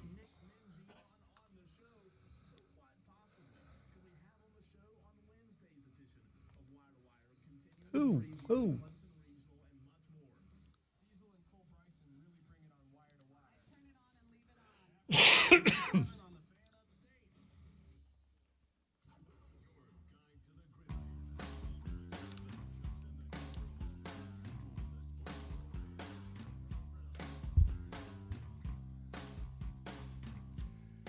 Got a few more clips to play for you here. Let's start with this one. The OG Triangle Media crew went and found an interesting little set of coincidences. They are, of course, coincidences and nothing more, but coincidences nonetheless. And I think that these coincidences may be something that you, Carolina fans, may find very interesting. Where did my mouse go to click the dadgum button? The Panthers have opened up the season with the Jaguars twice, including in 2003 and 2015.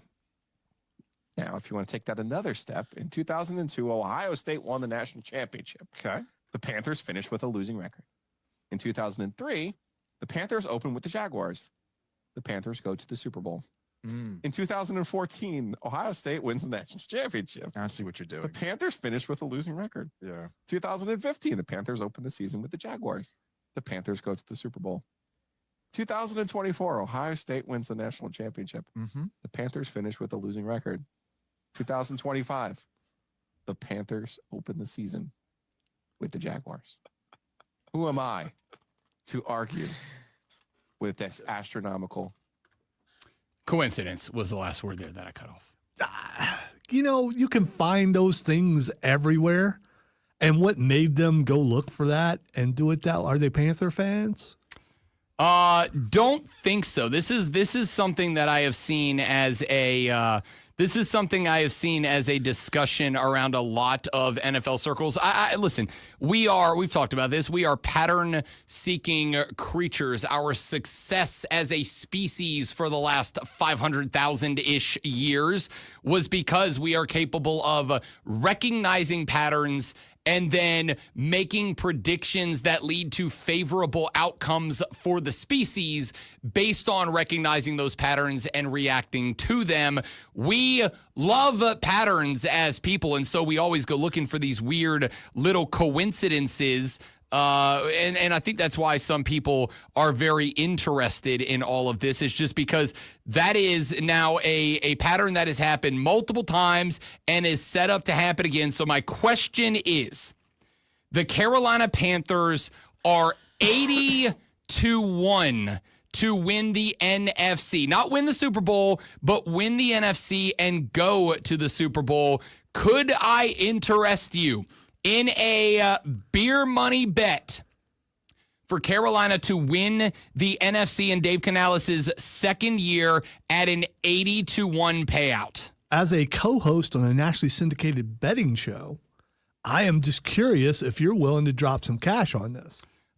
This is, for me, without a doubt, it is 100% a coincidence. This is 100% not something that I would make a decision that is actually important to my life in based on, the last time that I wore a blue shirt and got a job offer, it led to whatever, and I'm wearing a blue shirt today.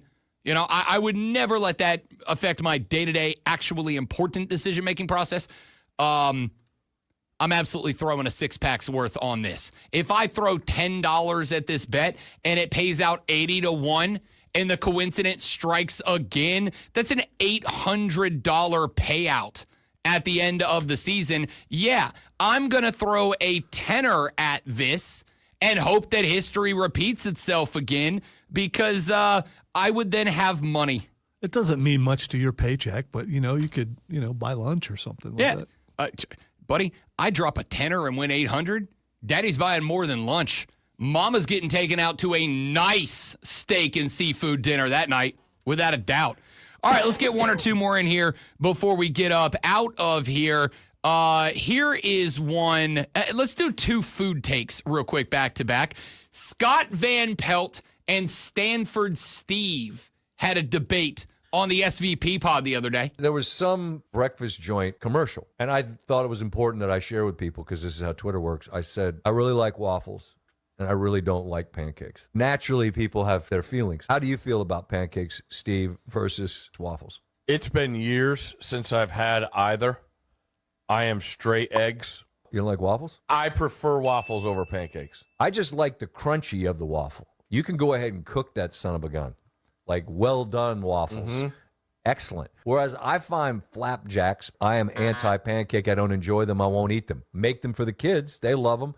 I like waffles. Waffles are more versatile because, to your point, with the pockets, you can make them how you want them is with how much syrup you put on. Yep. And that's my point. I'm not a big maple syrup guy. And my other problem is when you go out to breakfast, waffles and pancakes sometimes, like, I want my food hot, and waffles and pancakes feel like they could have been sitting there a little bit, and they're not really hot. Do you have a strong position on that debate? I gotta say, I didn't care either way. One thing about waffles, they're chewy, so if you're in a mood for chewy, pancakes usually are not.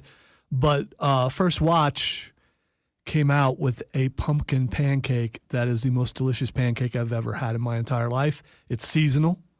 I'm not pumpkin spice guy, but I'm looking forward to the return of that pumpkin pancake. Hopefully it comes back, and that would sway me to the pancake side.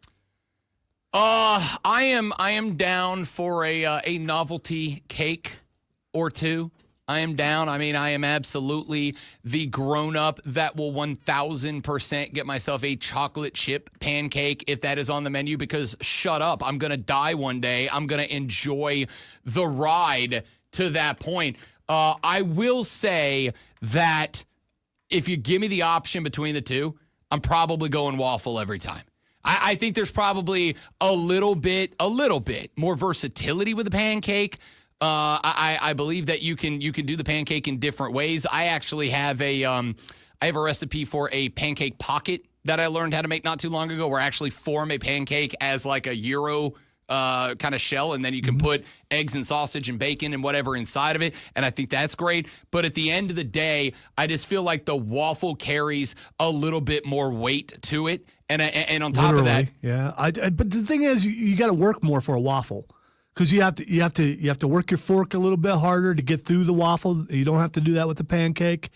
So I'm going to go just for effort, not having to put as much effort, and pancake or waffle is kind of a lazy breakfast food. I got to go with pancake because, and you got a better chance of eating the pancake before it gets cold than you do the waffle because of how much work you got to put into the waffle. I get that take as somebody who loves crawfish more than most other foods. I'm also a dude who's not afraid to work a little extra if I know the food payoff is going to be worth it. I will say the context of this discussion for me is if I go out to get breakfast. Because if I'm at the crib making my own breakfast, I'm not making either one of these things. If I'm going to fire up some sort of appliance to make a breakfast, I'm throwing down some sausage, bacon, and eggs on the stovetop and making myself an all-American. All right, real quick.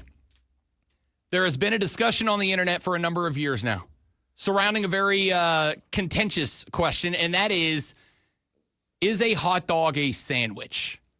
Does a hot dog meet the qualification and standards to be called a sandwich, or is it stand alone? And this conversation has divided the nation.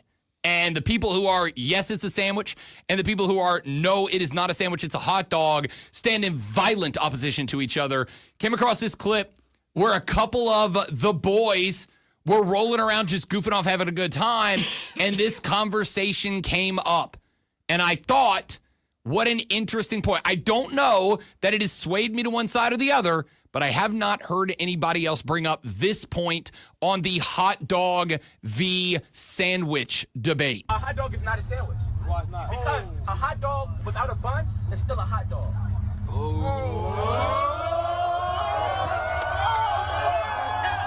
First off, can I just say that there is not much on planet Earth that makes me happier than the fellas just being the fellas and erupting because dude made a good hot dog is not a sandwich debate point. But for the record, it did kind of hit me for like a second where I was like, okay, all right. See, I don't know. At what point does the wiener become a hot dog?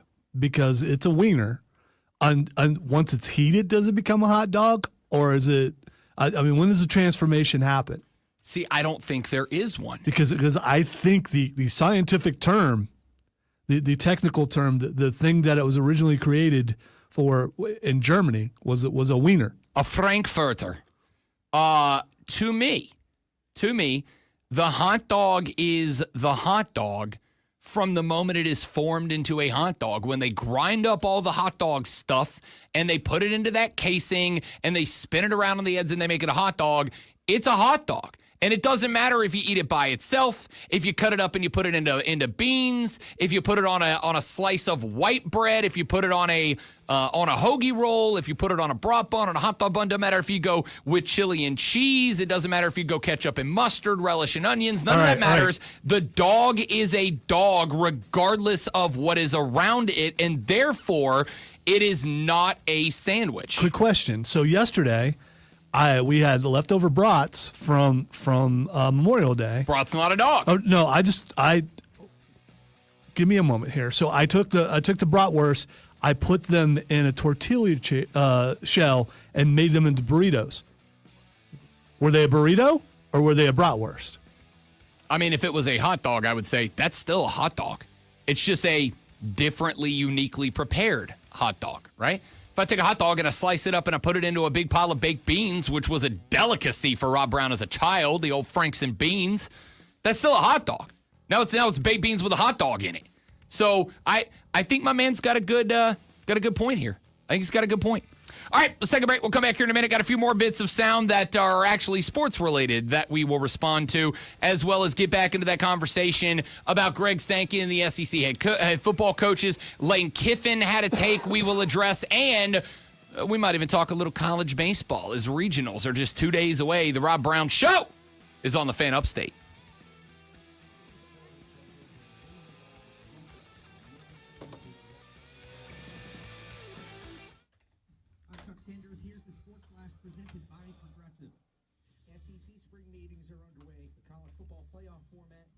By the way, bratwurst burrito, pretty good.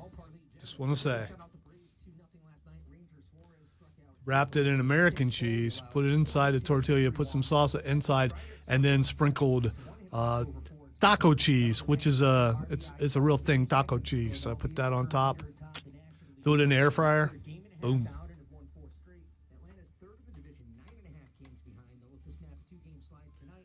Because dudes can make food out of anything, just about.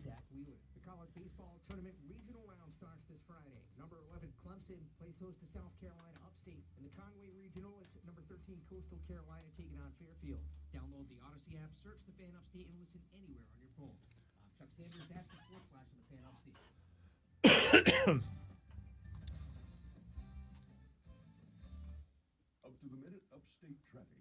The southbound side of 85 has relieved itself and moving along pretty good between Spartanburg and Greenville. The issue has moved to the northbound side where there's a crash at mile marker 45 before South Pleasantburg Road. It has traffic tied up back to 185. There's also a crash tying things up 276 Lawrence Road between 25 Whitehorse. From the News Talk 98.9 WORD Traffic Center, I'm Bill Brooks on the Fan Upstate. Attention taxpayers. If you or your business owe the IRS back taxes or have years of unfiled tax returns, the IRS has greenlighted billions of dollars in tax relief to those facing financial hardship through its tax relief initiatives. If you have a delinquent tax problem and possibly facing wage garnishment, liens, levies, audits, or already in a payment plan, you may now qualify for significant relief. Qualifying and enrolling in this program could stop all collections, settle your tax problem, and may even reduce what you owe by up to 99%. Call the hotline at TaxPro USA to see if you qualify by dialing 800-797-5055. If you or your business owe at least $10,000 in back taxes to the IRS or state, you can now get the help that you need during these hard economic times. Call TaxPro USA to get your free tax assessment to see what you qualify for by dialing 800-797-5055. 800-797-5055. That's 800-797-5055.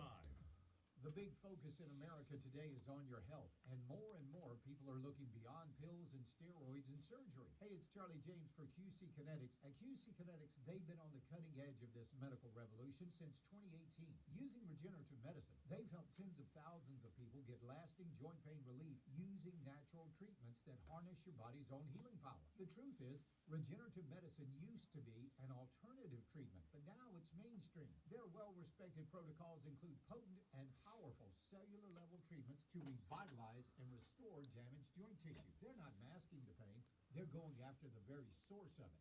Yes, you can say goodbye to that chronic pain and live your best life. Learn more about this revolutionary treatment and get a free consultation. Call QC Kinetics now at 864-448-3772. That's 864-448-3772 in Greenville and in Nashville. 864-448-3772 QC Kinetics. At Hub City Spark Burgers, every game's a full-course feast for fun. Burgers, baseball, and memories. Grab a seat and dig in, where fun is always on the menu. Grab your tickets now at HubCitySparkBurgers.com. I still got to get over there for a game. I can't believe I haven't yet. The American Management Association, a company focused on the management training skills needed to enhance the careers of business professionals. We did our research when it came How long is their season? companies for website development and chose American I mean, I'm assuming it's regular length, which would put it running through September. Minor league go as long as major league? Close. Let's see. Immediate increases in site and web revenue. If you're in need of managerial effectiveness and success, visit our website at mns.org. If you're in need of a website that provides an unparalleled September 7th is the last game.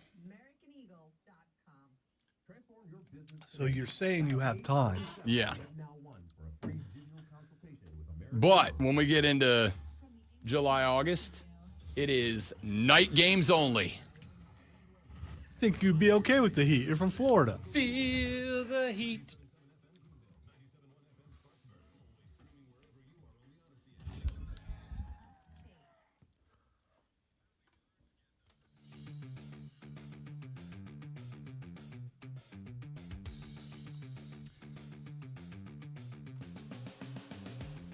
A few minutes ago, I asked you the question with the remarkable coincidences that have shaped up this year.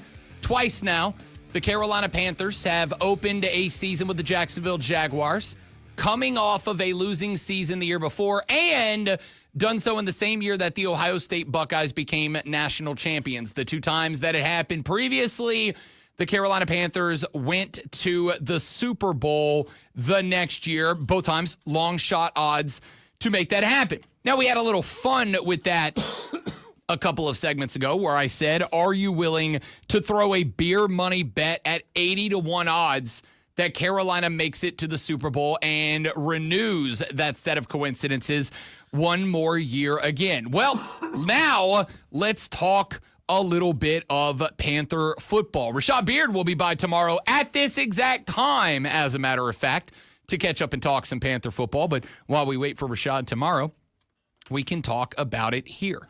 OTAs are underway for the Carolina Panthers. Day one taking place yesterday. Obviously, we're not going to see a lot out of the gate. For most of these guys, it's the first time that they have done a full team workout since the season came to its conclusion last year. So the first couple of days are just about getting out there, doing some conditioning, getting back into rhythm and routine, getting your chemistry and your timing back, yada, yada, yada. But there are some interesting things that are discussions about what Carolina is going to look like this year. One of the things that both Bryce Young, my special baby boy, BY, and his head coach, Dave Canales, said, and I think that this is important. I think this is something that I have leaned on for the past year. When I was the only Bryce Young defender in, it felt like, the upstate, but certainly the only one on the radio. Maybe the world. Maybe, no, not the world. Rashad was with me. Yeah, it was, okay.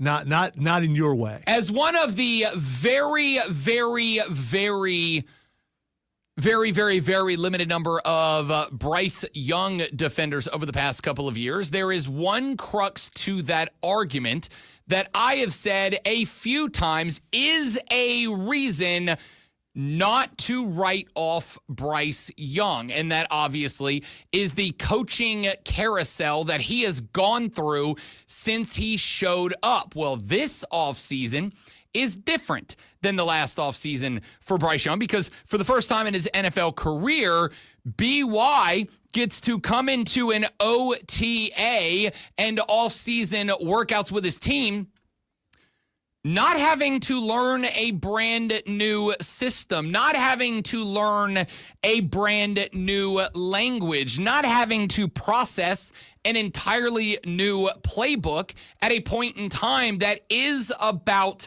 team building, chemistry building, getting on the same page, ingraining the offense into the guys who are new to the team, rookies, free agents, trade acquisitions, etc., etc., etc.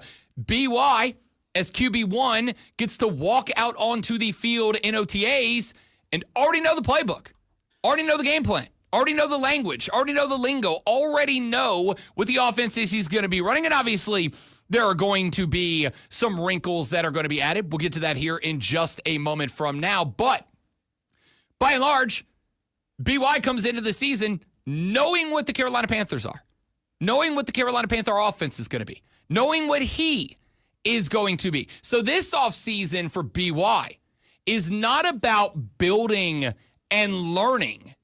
It is about tweaking and perfecting. This is interesting.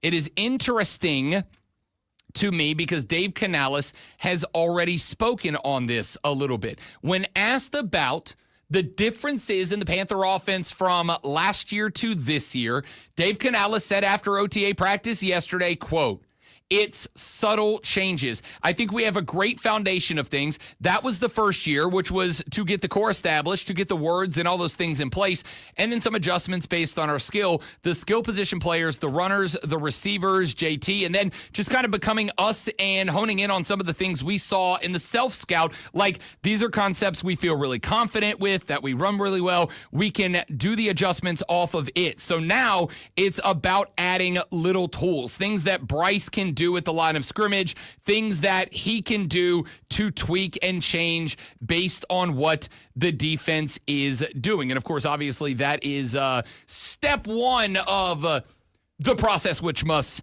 be trusted.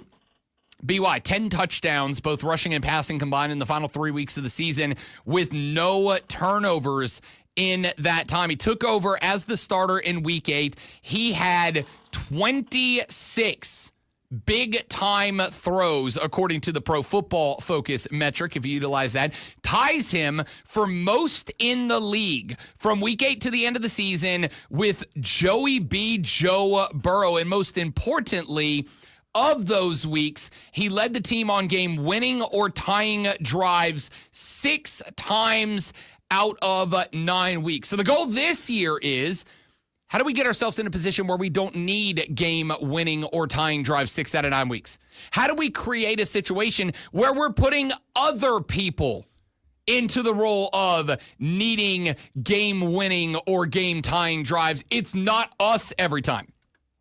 BY after OTAs yesterday, quote, "I think it's just being able to build off the foundation we laid last year. Around this time last year, obviously it's a new system, new offense, so we're getting the basics. We're ironing out the day one first stuff and just the basics of the offense. Now, me too, we get to start so much further ahead. A lot of returning guys, a lot of familiar faces, and that's a lot of kudos to the guys coming in, the free agents, the rookies that are coming in. Let's start at a master's level. Let's make sure that we're more advanced. And for them, this is their first time in the system, and you wouldn't be able to tell by a lot of guys. That speaks to their hard work, and it's exciting to see us start a lot more ahead this year. I think that's within the system. There's so many wrinkles and so many little things that build off of each other that the coaching staff has done a great job and has had a lot of success throughout the years. Obviously, in Seattle, they had a ton of time together, and you could see a lot of stuff year 2, 3, 4, and there's a lot of stuff that we're able to talk about and mention last year that was all right. I don't know if we're there, and for us, it's exciting to be able to now have an opportunity to grow towards that and start a lot further so we can reach those little wrinkles.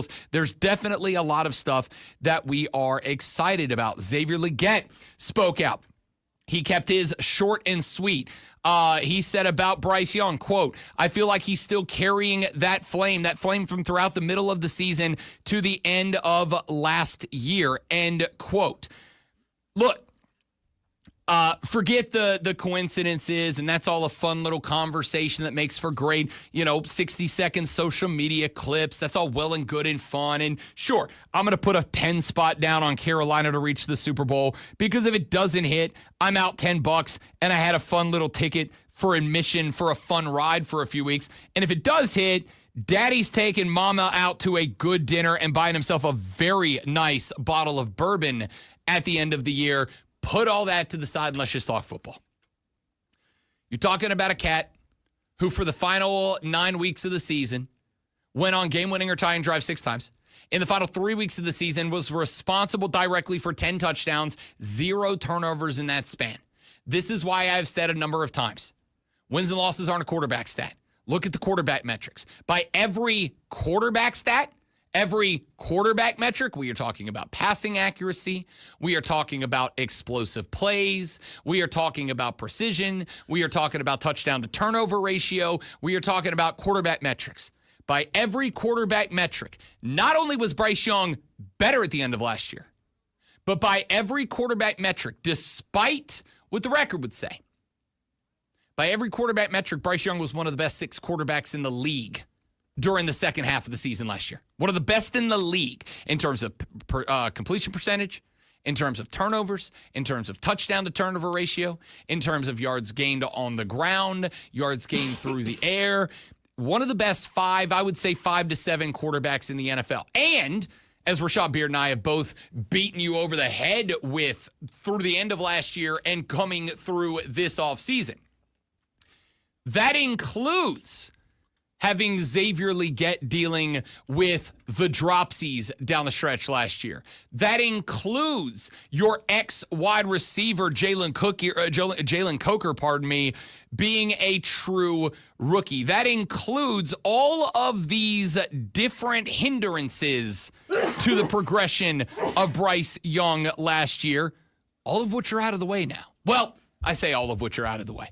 We'll see if XL's got the hands back. If XL's got the hands back, that's a game changer. We will see if Jalen Coker in year 2 is a little bit more comfortable as the X. Tetairoa McMillan getting drafted out of Arizona is a guy that the draft scouts absolutely fell in love with. We will see if he is him, as so many of them have argued that he is. If Tet McMillan does become that Johnny Wilson big end zone monster that as long as you throw it within the width of a school bus in any given direction, he can contort the body and go get the rock. If all of these things work out, how are you not optimistic? I think it's still fair to ask questions about the defense. You did add the 2 edge rushers. We wanted edge rushers out of this draft. You got 2 out of them, not just 2 out of them, but you got 2 Southeastern Conference edge rushers, 2 edge rushers with numbers behind them, 2 edge rushers coming off of teams at A&M and Tennessee that were very productive as passing defenses last year, and that with the rush. So there are reasons to be maybe not as optimistic about the defense as the offense, but there are reasons to be optimistic about the defense. But I think it is the offense this year that you have to be the most optimistic about. Again, final 6 weeks of the season last year, Bryce Young was one of the best 6 or 7 quarterbacks in the NFL. That is statistically speaking. In terms of the actual quarterback stats, not wins and losses, which is not a quarterback stat, but in terms of quarterback metrics, Bryce Young was one of the best in the game for the final stretch of the season last year.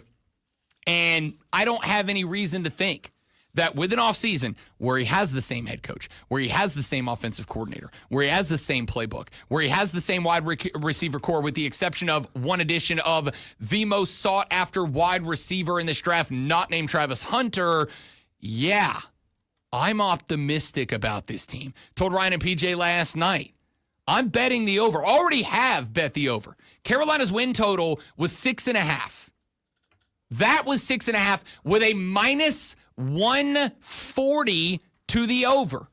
Now, if you're not a big gambling guy, that number didn't mean anything to you, but let me tell you what it does mean in the eyes of a big gambling guy. Minus money means a favorite. Minus money means the bigger that minus number is, the more likely that thing is to happen. So if they put it on a number that they're like, well, 50% it goes over, 50% it goes under, ordinarily the odds for those 2 bets are going to match. They're going to be like minus 110 to each. Right? Minus 110 over, minus 110 over, under. That means they think it could go either direction. If a bet is minus 140 one direction, that means they think it's more likely it's going to be that direction. In this case, the over than the under. Vegas thinks 6.5 wins is happening for Carolina. Because they're smart enough to look at that defense, and you got to wonder, does the personnel match the scheme that the defensive coordinator is trying to play? I don't know. Never been a fan of the guy. And if the Panthers lose the first 5 or 6 games, I hope they don't. If they do, they get rid of the defensive coordinator.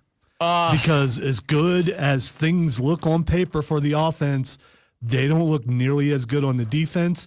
And Bryce Young could have an MVP type year, but if the defense plays like it's been playing, it's not going to matter. They're going to have about the same amount of wins as they had last year. I think a lot of that is going to come down to, is the offense scoring points? Is the offense gaining yardage? Is the offense maintaining drives? Do they have long time of possession? Are they keeping the other offense on the bench? Like, all of these factors will go into that. I don't disagree, and I would even say that this year, more than any other year of his career, I think it is important that Ejiro Evero matches his system to the players, not the other way around. Right? And I think we will know within, as Lonzo said, those first 5 weeks. Honestly, I've already said those first 3 weeks. Carolina goes 2-3, they got a good shot. If they can go 3-5 in the first 5 weeks, that's a playoff team. That's a playoff team if they start 3-5. But especially it will in the NFC South for sure. It will, but they only have one NFC South game in that first 5 games.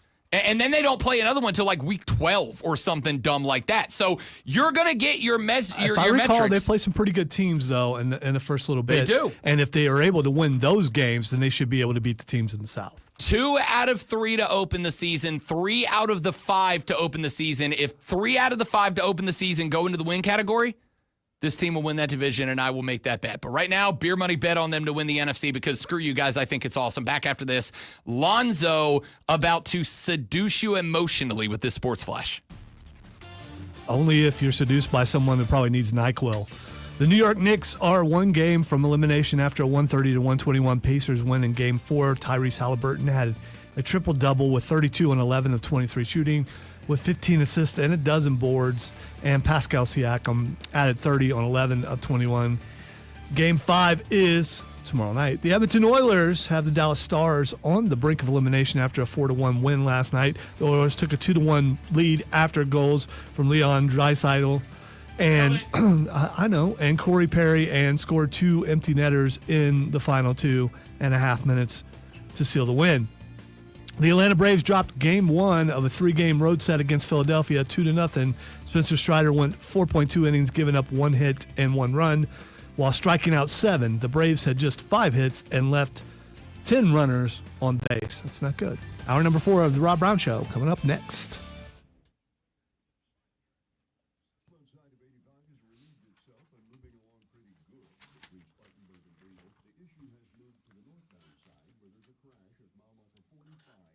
Yay. I'm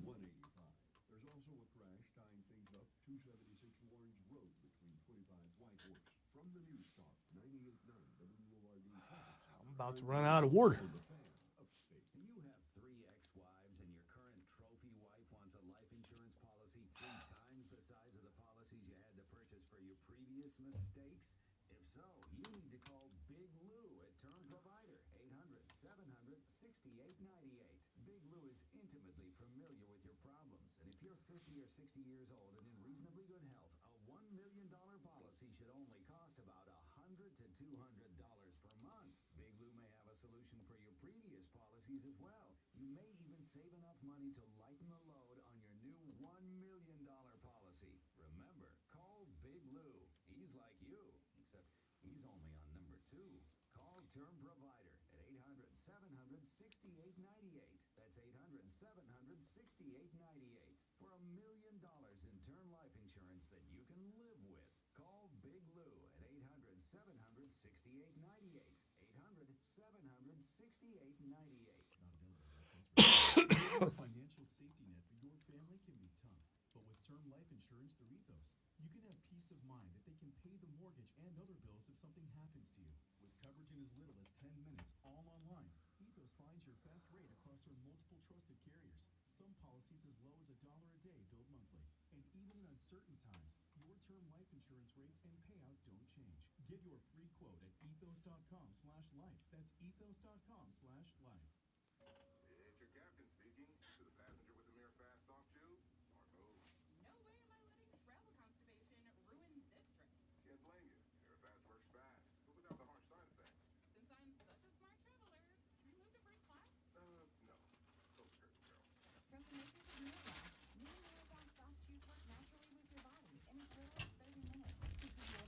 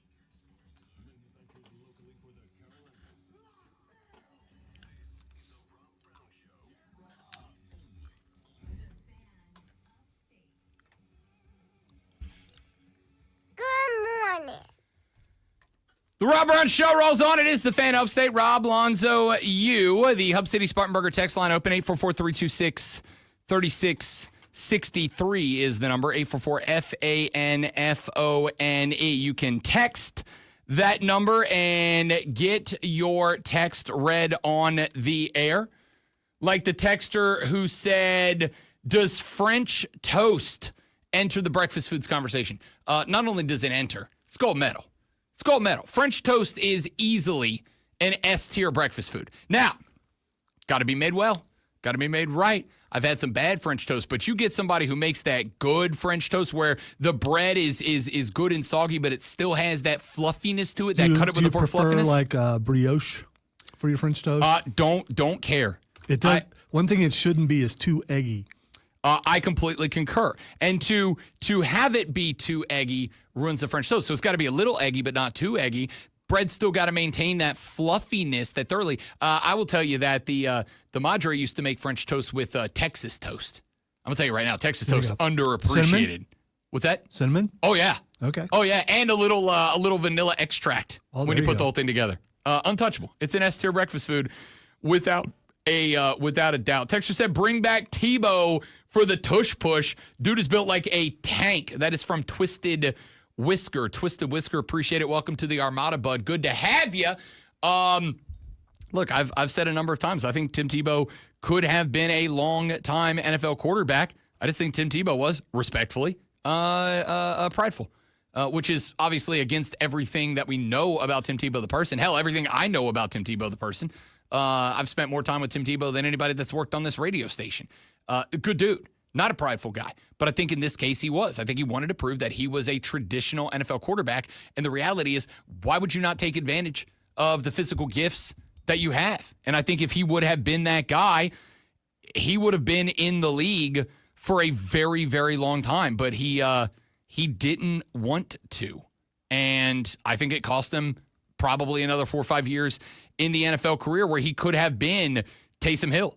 He could have been Taysom Hill before Taysom Hill was Taysom Hill. He could have been that guy, and he didn't want to make the move.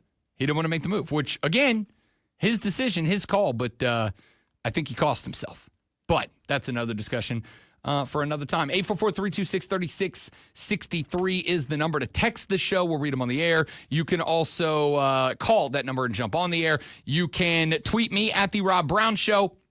You can tweet the great one, Lonzo, at Lonzo on Word. You can get up at everybody at The Fan Upstate. So, ESPN has put out a ranking of all 136 FBS quarterback situations ahead of the 2025 season. The reason that I bring this up is because of a conversation that we had a couple of weeks ago on the show. It is never too early.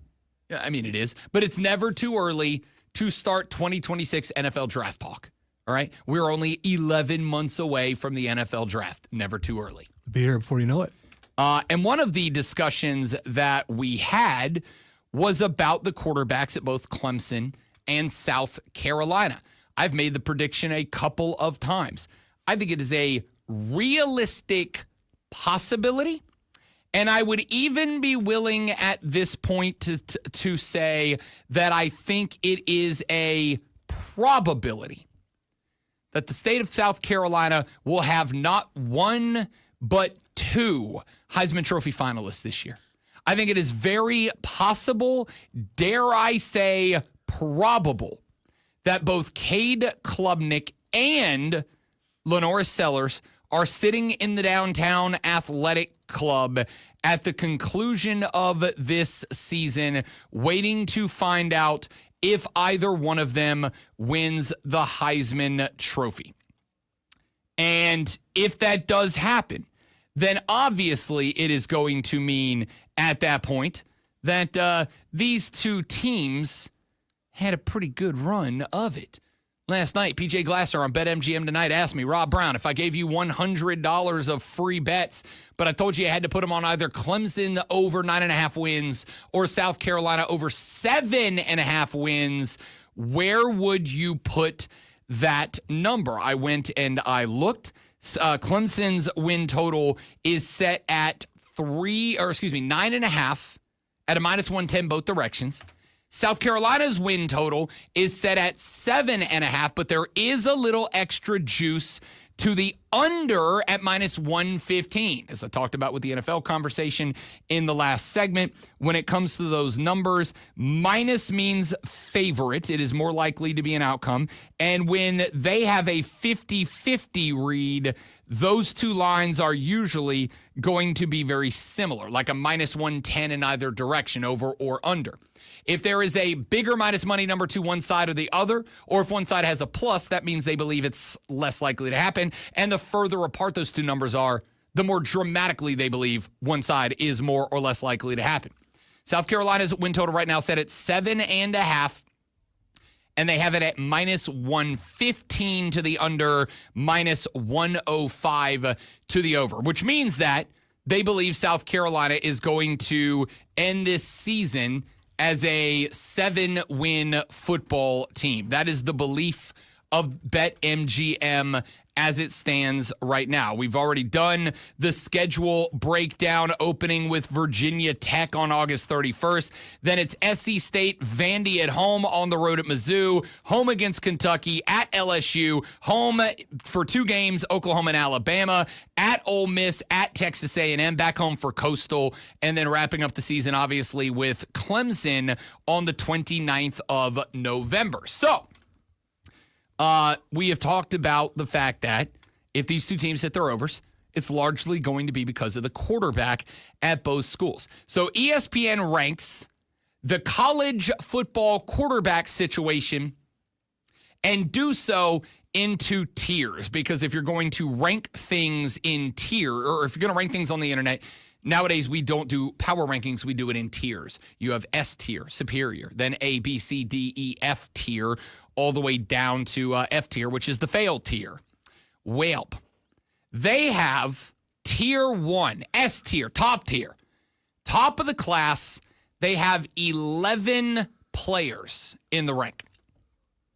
Those 11 players are, those schools are LSU with Garrett Nussmeier and Michael Van Buren Jr., Oklahoma with John Mateer, Michael Hawkins Jr., and Whit Neubauer, Penn State with Drew Aller and Ethan Grunkmeyer, Clemson with Cade Klubnik and Chris Vizina, South Carolina with Lenora Sellers and Air Nolan. Now, they do go and they put a few more guys into Tier 1B.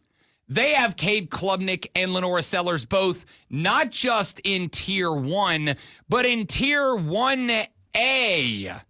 When it's all said and done, Tier 1B, they have DJ Lagway at Florida, Carson Beck at Miami, and Arch Manning at Texas. In Tier 2, Arizona State with Sam Leavitt, Baylor with Sawyer Robertson, Georgia Tech with Haynes King, Iowa State with Rocco Becht, which is a great quarterback name.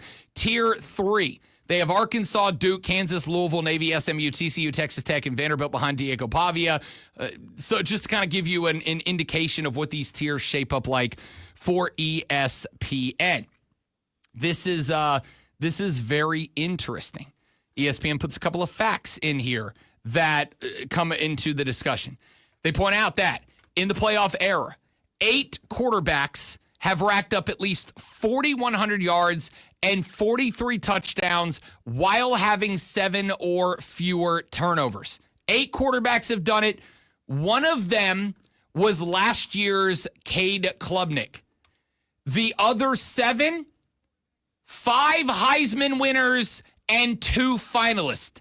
And of the other 7, every single one of them was selected within the first 10 picks of the NFL draft the next year.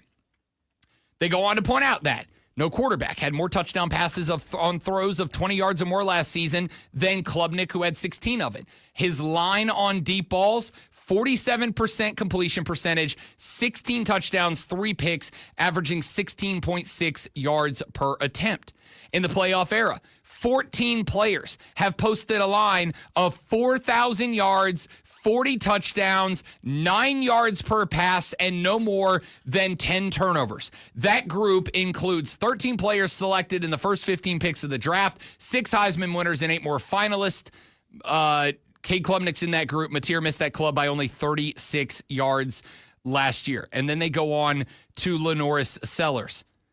Last year, weeks 1 through 9, a 51.7 QBR, 5 passing touchdowns to 4 interceptions, and 6.91 yards per pass. In weeks 10 through the bowl game, those numbers jumped. QBR in the first 9 weeks, 51.7. In weeks 10 through the bowl game, QBR of 81.4. In the first 9 weeks, 5 passing touchdowns. Week 10 through the bowl game, 13. In the first 9 weeks, 4 picks, same number for week 10 through the bowl game. And in the first 9 weeks, 6.9 yards per pass. In week 10 through the bowl game, 9.85 yards per pass. LaNorris Sellers, at the end of last year, had almost, not quite the same, but almost the same trajectory as Bryce Young did at Carolina. A trajectory that has NFL fans talking about whether or not BY will be in that group of elite quarterbacks this year, if he has done enough to get himself into that conversation. LaNorris Sellers had the same trajectory as a college quarterback last year. And OBT Dubs, let's also point out that the end of the schedule last year was not an easy one for the Gamecocks. We obviously know that they ended the year with the Clemson Tigers, and we know how big of a game LaNorris Sellers had in that run. But this includes the Illinois game, where he did not have a full complement of players. That includes against number 23 Mizzou, on the road at the same Vanderbilt team that beat Alabama, and at home against Texas A&M, all in that mix where all of a sudden those numbers started to come out. So when I said a week and a half ago that in looking at 2026 NFL draft odds, and let's keep it a buck, I looked at those draft odds not because I'm ready to start making predictions about the 2026 NFL draft. We got a lot of sports between here and 11 months from now. I looked at those odds because those odds, I think, give you a pretty good indication of what people are expecting out of the big names in college football this year. And Cade Klubnik and LaNorris Sellers were both in the list of guys who have odds on the board right now to be selected number 1 overall in the draft next year. And I know that that is not a crazy stat. Because, again, last night, 8:20 p.m. was on BetMGM Tonight. I'm there every Tuesday if you want to check it out. Ryan Horvat, big college football guy. I'll be hosting BetMGM Tonight this Friday with Horvey. And Horvat loves when I show up because, hell yeah, we'll talk college football in May. Of course, never too early to talk CFB. Yeah. So we got to having this conversation last night when PJ said, $100, who you betting? South Carolina over 7.5, Clemson over 9.5. And my answer was, give me 50 on both. And in my answer to that, in my explanation for that, I did point out the belief that the state of South Carolina could very well have 2 Heisman Trophy finalists in New York City. Now, again, LaNorris Sellers is a little bit down the odds list, but not that far. Arch Manning is your Heisman favorite at 7-1. Cade is second, tied with Garrett Nussmeier. Both of those cats are 9-1. Julian Sayin, 13-1. Jeremiah Smith, 13-1. Drew Aller, 16-1. DJ Lagway, 17-1. Dante Moore, 18-1. LaNorris Sellers, it's 22-1. He has the 9th best odds in the country to win, not show up, win the Heisman. Those odds are better than Carson Beck, John Mateer, Austin Simmons, Sam Levitt, CJ Carr, Kevin Jennings, who was a failed drive away from the ACC title last year, Gunnar Stockton, Miller Moss, Ryan Williams. These are all names you're going to hear and are going to be talked about at length in the football season this year. He's got better odds to win the Heisman than all of them. So I've already made the call. I think there's 2 South Carolina football players sitting on the stage at the Downtown Athletics Center for the Heisman Trophy celebration at the end of the year. And I think because of that, these 2 teams are both good bets to hit the over cash on their season results. With that being said, the numbers back it up too. The numbers back it up for Cade Klubnik, who has a stat line that only 8 quarterbacks have hit in the playoff era. And of those 8 quarterbacks, 7 of them were Heisman finalists. 5 of them won the Heisman. All 7 of them were drafted inside the top 10 picks of the draft the next year. The only guy who has not accomplished those things is Cade Klubnik, who obviously, if he hits that stat line again this year, will absolutely be at the Heisman Trophy ceremony. And then there's Lenore Sellers, who, like I said, similar trajectory in season to BY last year. BY is being talked about in the NFL circles. Lenore Sellers being talked about in the college football circles, to the point that last night in this discussion, Ryan Horvath said, I will take a bet right now that Lenore Sellers is the number 1 overall draft pick in the NFL draft next year. That's how good he thinks this cat's going to be. Ryan Horvath has no reason to blow smoke at you guys. I've told you, I will criticize your team. I will bash your team when they deserve to be criticized and bashed. I do not pull punches when I am trying to objectively analyze and break down your teams for you. I do not kiss the booty of any school in our market. I do not hate on any school in our market. It's not my style. I'm going to be honest, objective about you as I can, even though it gets me in trouble with my wife. She's a Gamecock. I'm going to be honest with you. But I still get accused of it, especially when I do the national show, right? I say stuff like that about Lenoris and about Cade Klubnik, and I get people that text that show and go, oh, you're in South Carolina, you're just a homer or whatever. Ryan Horvath has no reason to kiss the butt of Gamecock fans or Tiger fans. He's got no reason to kiss the butt of South Carolina or Clemson fans. In fact, Ryan Horvath goes out of his way to have a contrary opinion to me when we host shows together. Ryan Horvath last night hosts the BetMGM tonight on the BetMGM network, a job that you do not just get. You got to be good at this stuff. Ryan Horvath said, I will take a bet right now on Lenore Sellers to be the number 1 overall draft pick next year. Speaking of, when it comes to national championship odds, the leader right now, Ohio State to repeat 6-1, Texas 6.5-1, Georgia 7-1, Oregon 8-1, so is Penn State, Alabama 11-1, Notre Dame 14-1, Clemson 16-1. Lonzo, South Carolina is 50-1. Those are odds that are identical to Tennessee and Oklahoma, and just behind Auburn and ahead of SMU, who almost won the ACC last year. Wait, you're telling me this ain't Tennessee's year? Apparently not. Tennessee, it is May 28th, and Tennessee doesn't know who their starting quarterback is. Does Ohio State? Thanks, Nico It's Iamaleava. probably Julian Saying, but it's Julian Saying. Okay. He's in the top 10 odds to win the Heisman. It's Julian Saying. Back after this on the Rob Brown Show on the Fan Upstate. Rob hates every team. You know, that's funny. I said on BetMGM tonight, last night, James, that for me, it is actually easier to hate every team because then I don't have to remember narratives. That's true. Then I don't have to remember why I hate who I hate. I get to just openly hate them. And it's much more fun to do it that way and be in certified hater mode.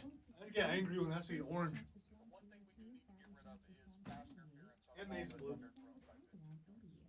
Be right back, guys. Give me 30 seconds.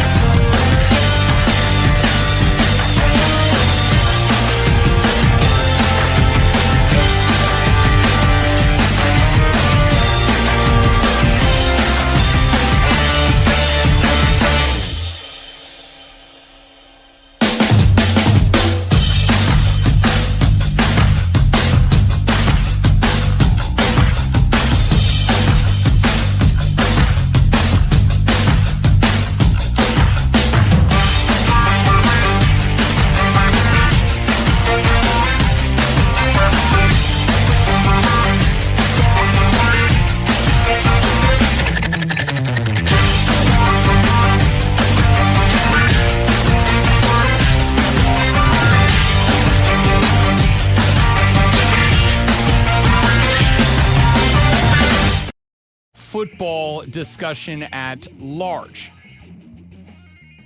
Pass interference in the landscape of football. College, it's a spot foul. NFL, it's 15 yards, et cetera, et cetera. We all know the rules. But one of the hosts, Big T, a host on the Barstool Pod, had an interesting proposition for handling the PI moving forward. I am curious as to how many people will be on board with this concept. He said, and then didn't once again have his speaker set up right. One day I'll remember that. Here is the take. The one thing we do need to get rid of is pass interference on a ball that's underthrown by 15 yards. I would agree with that. I agree with that as well. And they should add and one if a receiver makes a catch while getting interfered with. Extra 5 yards.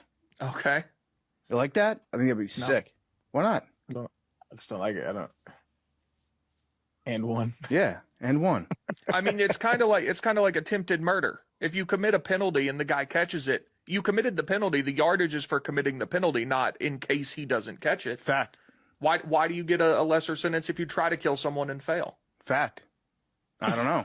I mean, it's a dramatic usage of attempted homicide, but I also get it. I mean, it's we like to be dramatic in radio. It's kind of what we do. Zoe, he says, do not eliminate PI when a ball is caught. Tack it on, right? Add it on. You should get an and one. You should get the benefit of the catch and the result of the play and then a penalty, because the penalty is on the infraction, not on whether or not the guy caught the ball. If he catches the ball, excellent performance, you got interfered with and still came down with a catch. You should be rewarded for that.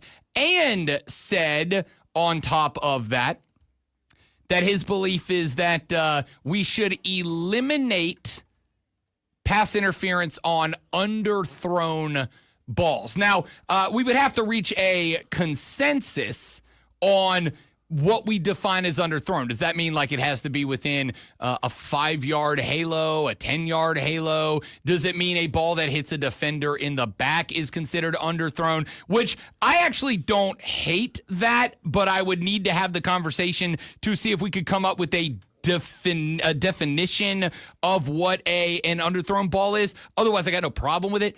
I actually really like the concept of an and one in football, where if you were interfered with and you make the snag, the result of the play stands and we tack penalty yardage onto the end, because an offensive player should reward success in the face of a violation. I like that. By the way, it doesn't work if they don't call it. So no matter how much you want it to be, it's just not gonna. I do have a problem with it because of the speed of the game and how fast these guys are. So they can be interfered with and stop from catching the ball because they move so fast. Just a tug could stop you from getting there where a normal person might not be able to. I mean, well, first off, we can't officiate college or pro football based on what normal people could do, because these dudes are freaks, right? Like even low-level college football players compared to the average dude are still freaks. Right. That's what I'm saying. The speed of the game, just a little bit of a tug can stop them from getting another 10 yards. So if you do that, they're going to start getting mugged before they I mean, it's just, I just don't like it. I think you leave everything about the rule the same. I I believe all pass interference, every level of the game, all pass interference should be a spot foul. Wherever the interference, if the ball isn't By the way, caught. I do agree with you there. Yeah. I like that rule better. I like the spot foul better because it makes it more, especially if it's way down the field and it's a spot foul, it makes it mean more and may cause the defender to think twice about it. Yeah, I mean, look, and this was a debate that I saw break out on social media yesterday where a guy said, I'll make it a spot foul, and another dude said, no, 15 yards makes more sense. And the guy said, okay, wait a minute. So what happens if wide receiver, defensive back are running stride for stride down the field, last play of the game, it's a Hail Mary to the end zone for a tutty or bust, and the wide receiver gets a step on the DB. Like he's clearly going to be open, and the DB tackles him 50 yards down the field. The offense gets another shot, but they only move up 15 versus if I'm the DB and I know it's a spot foul, wherever I grab him and tackle him at or interfere with him at is going to be the spot. Well, now all of a sudden, maybe it just makes more sense to take the risk that they don't connect or that I got safety help over the top. And so I think all PI should be a spot foul, but I really do like the idea, really do like the concept of having an and one. And I think maybe it's just 5 yards, right? So if there is a pass interference and the ball is caught by or the other way around too, right? Like if there's an offensive pass interference and it turns into a pick, wherever the defender is tackled, he should get extra yardage there too. But PI, regardless of which team catches the ball, if there is a pass interference on a team and the other team still completes the catch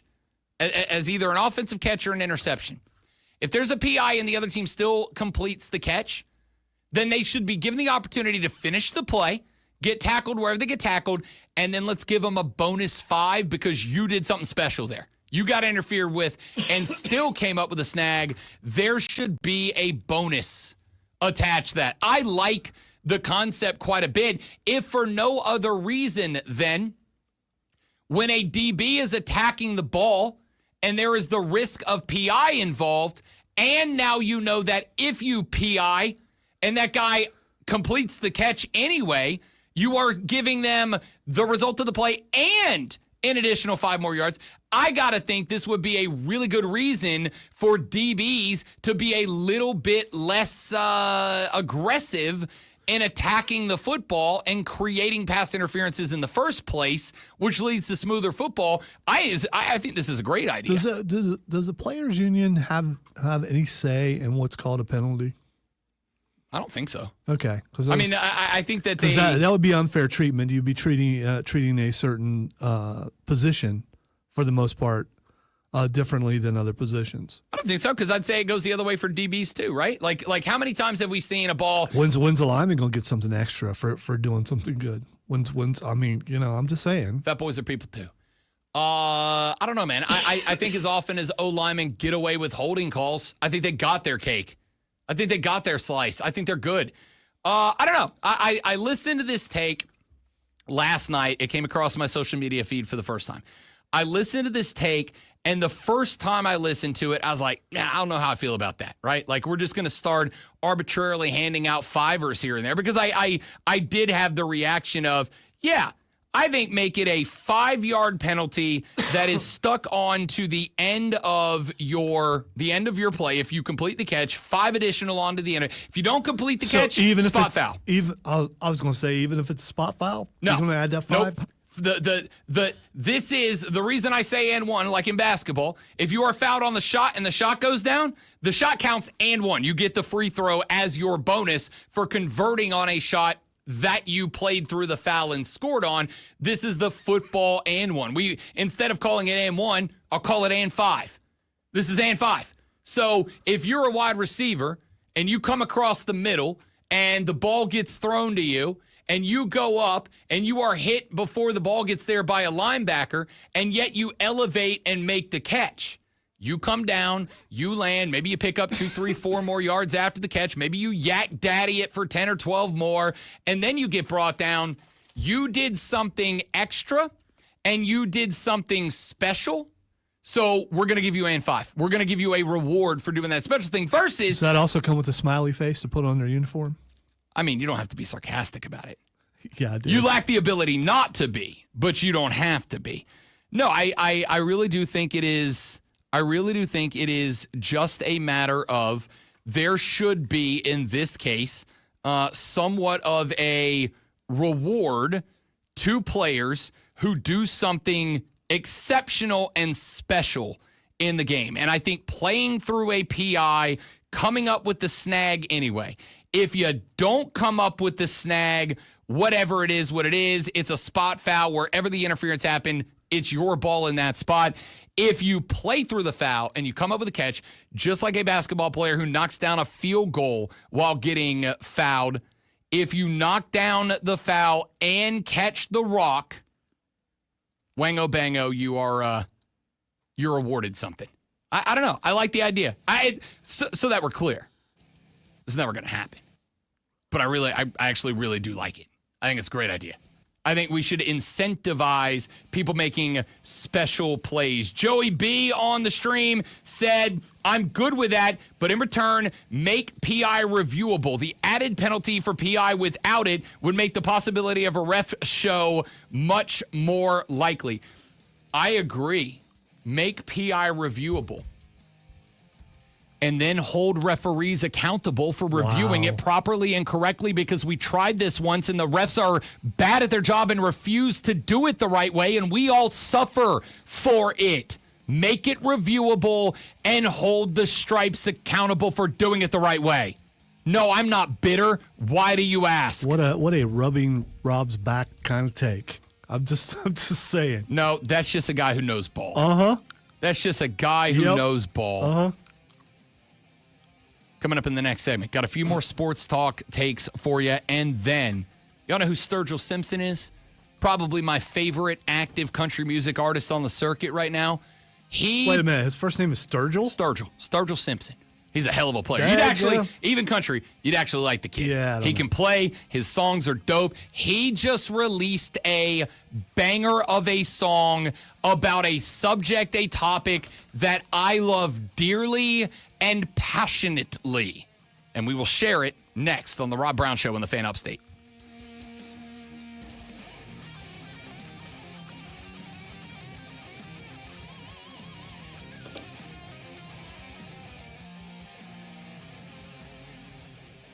You know, Joe, as in all things, I'm just trying to get him to make a face, which I did. So, I mean, you know.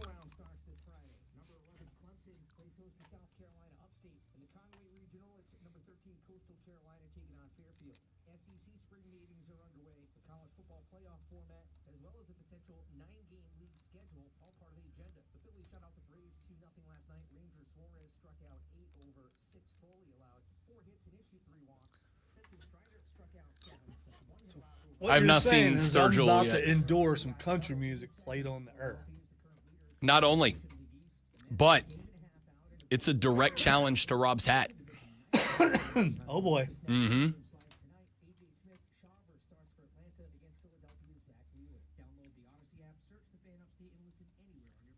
Well, Rob's hat's on hiatus for at least another year. Unless we can do a Rob's hat song without Rob. We probably could. We have to do it without Purvis because he's always in jail.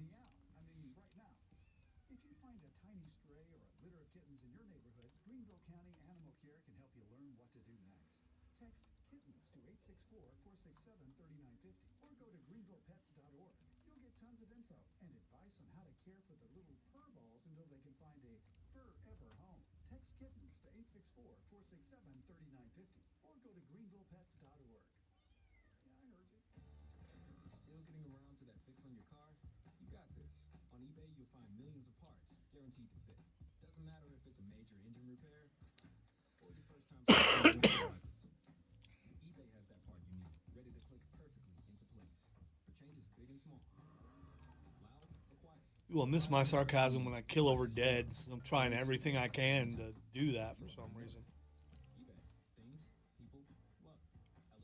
Voice is changing again. That's always awesome.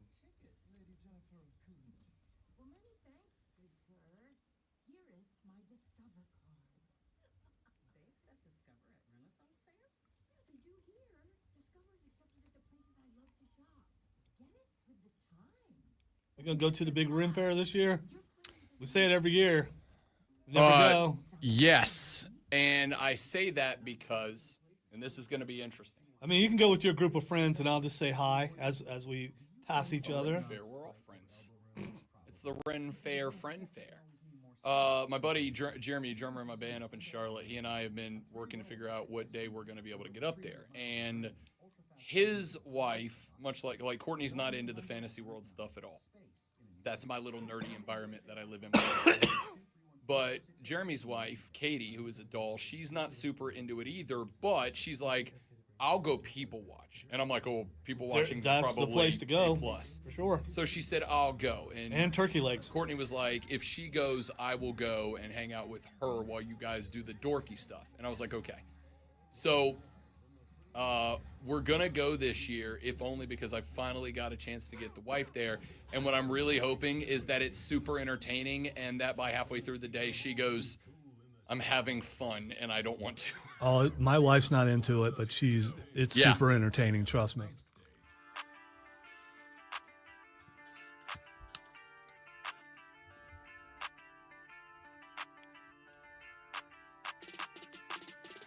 Wrapping up the Rob Brown Show here on the Fan Upstate. We can just listen to this bed, so we don't have to listen. I like this one a lot. So we don't have to listen to country music because I just. Well, that's coming. I'm gonna play that for you right at the end of the segment. Okay, I'll give you a couple all right. minutes. Okay. I'll give you a couple minutes to hang I don't know out if the prep time's enough for me, but we'll see. I would like to say that both Lonzo and I were big Dan Campbell guys. Big Dan. How could you not be a Dan Campbell guy? Especially after watching him try to put that beanbag chair in the truck. That was just amazing. He's just a dude. Big Dan Campbell guy. Dan Campbell, of course, gets hired as the head coach of the Detroit Lions. And, when he broke out the bite their kneecaps slogan a couple of years ago, I was like, all right, you try hard. Relax, dude. Like, if you're going to be the guy who says stuff like bite their kneecaps, like, you gotta have the riz to carry it, and I felt like he didn't. That was my old school high school coaches, so I was in on that. Yeah, most of whom I thought were dorks that were tryhards. Oh, you couldn't do anything with real football, so here you are. I had like 3 or 4 coaches that I really liked, and then a squadron of assistant coaches that were just absolute drill instructor wannabe tryhards. They're like zero inspiration, motivation, because I can tell you're not doing and saying and yelling about all this stuff because like it's really you. You're doing it because like you're trying to live up to this stereotype. But I will acknowledge that over the past 2 years, Dan Campbell has won me TF over because that locker room is bought all the way in. I still firmly believe if it wasn't for the fact that the Detroit Lions had an injury list thick enough to make a competitive team with last year, I argue the Lions at full strength could have beat the Eagles at full strength last year. That's how good I think that team was. They just got the crap beat out of them.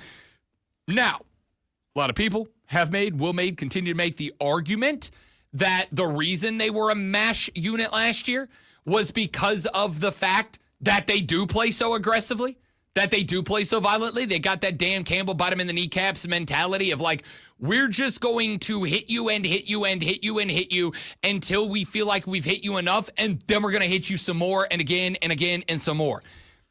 It's grown on me. I don't know if Dan Campbell will ever win a Super Bowl with Detroit because, frankly, I don't know if the Lions playing that style of football will ever make it through a season unscathed enough to win one. But I do like the attitude. I do like the mentality. I do like that old school blue collar, bring your lunch pail, let's get dirty and play defense mentality for an NFL team. I'm not saying like that's gotta be it. I'm just saying I do like it. So we talked earlier in the show, we played you the clip from Jeremy Fowler of ESPN during the ban of the tush push conversation. And Fowler said that it was all but assumed by a lot of the NFL folks that when they got to the vote, that the ban of the tush push was going to pass. But it ended up not passing. Jeff Lurie, the owner of the Eagles, got up there, gave a very impassioned speech about, hey, just because we figured out this thing and figured out how to best adapt to and execute the thing doesn't mean you take away from the thing that's against the spirit of the game. And then they put Jason Kelce up there, who, of course, was the center for the Eagles for a very long time, was the tip of the spear that was the tush push when the tush push became a thing. And they put him up there. And he said, look, I know you're trying to paint this as a health and safety thing. I'm telling you, as a guy who literally was at the center of that play for a very long time, it's not dangerous. It's not a dangerous play. I feel safe doing that play. We built it that way, right? And they ended up overturning it. 22 teams said yes. 10 said no. They needed 24 to say yes and 8 or fewer to say no. 10 said no. There was one team in the list of teams that voted against the ban of the tush push that plays the Eagles this year. It's the Detroit Lions, Dan Campbell's Detroit Lions. The Lions said, no, we don't want to ban this play. We'll just figure out how to stop it. Dan Campbell said, when asked about the Lions' reason for not voting it, he said, quote, I'm of the school of, look, we don't run that. With Jared Goff, we're not going to. It doesn't mean we don't quarterback sneak, but we don't do that. But I am of the school of, hey, they found something, and it's for everybody else to stop it. So I'm of a hard yes of keeping it in the rule book. Philly is obviously known for this because they're the ones who've really kind of perfected it and done it and do it over and over. And I'm like, good for them. And if you got something, we got to stop it. So, like, to me, leave it in. We play them this year. We've got to find a way to stop it. And I like that. End quote. Yes. Yes. Give me more Dan Campbell. And I would even go so far as to say that while obviously there are coaches who take it too far, I like this mentality. And I like this mentality. I would like to see this mentality in the youth game a little bit more. In the young game, the middle schoolers, the high schoolers, the college guys a little bit more. And I would like to see this mentality a little bit more because I think what you would end up with is less of a game where every time a wide receiver comes up not making a catch, they don't get up and start throwing their hands around, throwing their arms around like somebody just punched their dog. What I would like to see is when a DB gets beat, cooked down the sideline, gives up a big play, he doesn't turn around and start jawing at every one of the other guys on the field like, oh, that was your job. You messed it up. It is my fault. This is much like I gave the old butt slap and good game to the SEC coaches earlier for promoting to Greg Sankey the 5+11 format, where the 5 college football conference champions go and 11 at-large spots. I like a measure of accountability. I like a measure of, it's on us. We got to do it. We got to get it done. We got to make this work. I like that. And I think if we could instill that in more football players, we'd be better off for it. I don't mean to be old man screams at cloud here, but I think this is a really good opportunity to utilize sport. We always talk about Little League sports is for 2 reasons. Number 1, have fun playing the game. Number 2, to teach life lessons in ways that only sports can teach it. Being a good teammate, accountability, winning with grace, losing with dignity, et cetera, et cetera. That Dan Campbell mentality of we play them, and just because they kick ass at this thing doesn't mean we should just take it away from them. We just got to figure out how to stop it. I like that. I like that a lot. Well done, Dan Campbell. It is going to be hard for me not to openly root for the Detroit Lions this year. Like, that's just a likable team. It's a likable quarterback who got cast off, likable set of skill guys, likable head coach. That is a team that is going to be really easy for me to pull for next year. You might want to find another team to pull for. Nah. So that's how much I like them.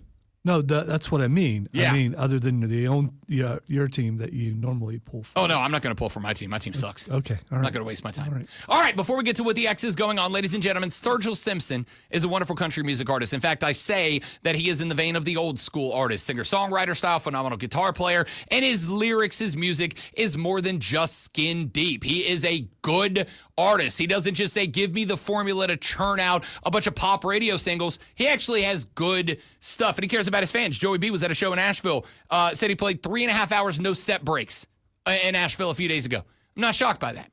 Sturgill Simpson. By the way, I don't know if that's caring for your fans because you're not giving them time to go to the restroom either. I'm just saying. I'm good with it. Yeah, okay. As somebody who regularly, when I was young, cooling in a band, we played 4-hour shows, no breaks. Like, we all had one song somewhere in the middle where somebody would play your instrument so you could go pee, but, like, no breaks. We just rolled straight through because people don't want to stop partying. Anyway, Sturgill Simpson issuing a direct challenge to Lonzo's fake but totally not fake band, Rob's Hat. See, Lonzo a number of years ago came up with the concept that country music is easy. I disagree with him. Not the point.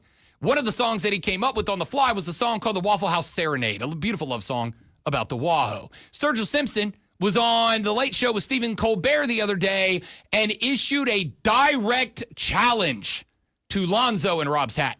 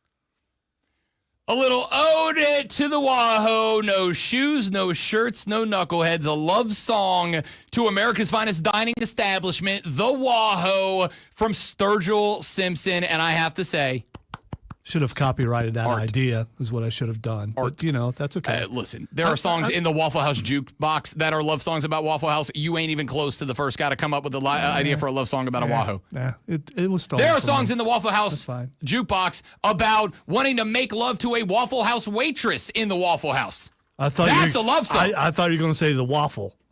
Wanted to make love to the waffle, and that would have been. They're pretty good waffles. There's some weird people. Okay, whatever you're into. Pretty good waffles. All right, dude. The Rob Brown Show presents Twitter. Hey, some people like to get food involved in their private life. Wink, wink, nudge, nudge. Okay, try not to get that freakiness in your head because you probably won't be able to get it out. This has nothing to do with that, but the first thing that's Xing is where's the beef? Where's the beef? What a beautifully coincidental opening topic here for What the X. The old famous Wendy's old lady, where's the beef commercial, which is, I got to assume, like 50 years old at this point. I have no idea why it's trending. I'm going to assume that like it is the anniversary of the commercial and people are just enjoying that old lady going, where's the beef? All right. Which was fantastic. It's one of two things. It's either, excuse me, a bunch of those show that you're a kid of the 80s things that causes something to trend. And the other one is, I believe it was in Pennsylvania, a bunch of beef was stolen. Where's the beef? Yes. And I mean, that's just rude. I mean, when I say a bunch, I mean like a truckload of beef was stolen. How many hamburgers you going to eat, my dude? I mean, they don't stay good forever. Hey, buddy, check this out. Check this out. Got your burgers right over here. Right? You want some? I got some cheese on this side. Got your condiments. That means we have a real life hamburglar now. We do, which is amazing. All right, the next thing that's Xing is Jeremiah Smith. Jeremiah Smith is Xing because Jeremiah Smith, along with Ryan Williams of Alabama, are the two players that will grace the cover of the NCAA 2026 EA Sports video game. The two cover athletes will be on the basic game. There will be a luxury edition game that will also have other big-time name. Reggie Bush is going to be on the cover. Good job on him making some NIL money. I hope Reggie's doing okay. But those two young men will be the cover athletes. Last year, they went with like 50 players on the cover, all facing it, which I thought, honestly, was a dope cover for that box. This year, going back to the classics, two guys in front of their logos, and I'm in. I'm back, baby. All right, the next thing that's Xing is Switch 2. Switch 2. I do not know why it is Xing. I know that pre-orders for the Switch 2 were opened up a while back, but then they went on pause because we didn't know how Donald Trump's tariffs were going to affect the ability to import the game, what the pricing change was going to be, et cetera, et cetera. Those tariffs, I believe at least parts of them, have been paused again for another 90 days. So that's not what it is. A couple people have already got their Switch 2, but they can't play it until launch date because there's a launch date update. So they have it in hand, but they cannot play it until they download the upgrade on the launch date. That's kind of messed up. That is kind of messed up. I am also going to say there is one thing, and I've been a Nintendo guy since I had my first Nintendo NES back in the day. Can I tell you one thing that's driving me crazy? When you buy a Switch 2 new, you are no longer buying a Switch 2. You are buying a license to use and operate a Switch 2. That Switch 2 still belongs to Nintendo, and they have already said that if you make any modifications to that hardware, they reserve the right to brick it from a distance remotely, meaning you can't use it anymore at all. Ladies and gentlemen, we don't own anything anymore. We don't. And finally, the last thing that's Xing, unfortunately, is Rick Derringer. Did Rick Derringer die? He did. He died at 77. One of his most famous songs was Rock and Roll Hoochie Coo, and I wanted a chance to say Hoochie Coo. And the other thing is, he's a guy, was a real American. That was him. He was indeed a real American. Fight for the rights of every man. I believe, if I recall correctly, and I heard this somewhere, I believe he was also part of the band when Hang On Sloopy dropped. So technically Derringer gets credit for Hang On Sloopy as well. I think I read that earlier. So there you go. R.I.P. Rick Derringer. That obviously means we all, as soon as this show's over, just go to Spotify and blast the theme song of that one wrestler nobody likes anymore, right? Or Rock and Roll Hoochie Coo. Just go into your office today and scream in R.I.P. of Rick Derringer. Just open the office door and scream Rock and Roll Hoochie Coo. Which around here would not be unusual. Yeah, that's fair. That's fair. Hey, speaking of fair, that's it for us. Thank you for being here. Hope you enjoyed the show. If you didn't, you got bad taste in radio. Come back tomorrow. We'll try again and do a better job. Lula Kessin talking Gamecocks. Rashad Beard talking Panthers. Hayden Asmaria talking NBA. Lonzo talking Fight Club and more. All tomorrow on The Rob Brown Show and the Fan Upstate. Later. What, did these TVs move? All I know is you hit the monitor. I know. I've hit them like 3 times in the last 4 seconds. So you don't think maybe it's your fault? No, I've moved this mic around all the time. That's the first time I've hit it. I think the TV's moved. I suppose it's a possibility, but I don't think they did. Up and down? Because I got to tell you, if that pivots up and down, I might put one of those in my house. For my monitors. Probably, you probably have to weld to do it. I don't know. No, it's screwed on a bracket. I'd have to put it on a stud and make sure I don't miss. Put it on a stud. Guys, watch 30 years of ACC officiating. Giving them the business. I'm going to set my soundboard up today. That's my today project. Social media video and get my soundboard back. All right, dudes and dudettes, thanks for being here. You're all amazing people. We appreciate you. Tell your friends about us. Share the show on social. We're trying to get rich and famous and retired as quickly as possible. We would very much like to do that. One of us sooner than another, probably. So no, I'd love to retire tomorrow. I just can't afford it. I'd like to do this for fun, not because I have to pay bills. Yeah, but then you'd be getting up this early for fun. No, I'd immediately go back to 12 to 3. Okay. Move me back to lunchtime. Okay, bye.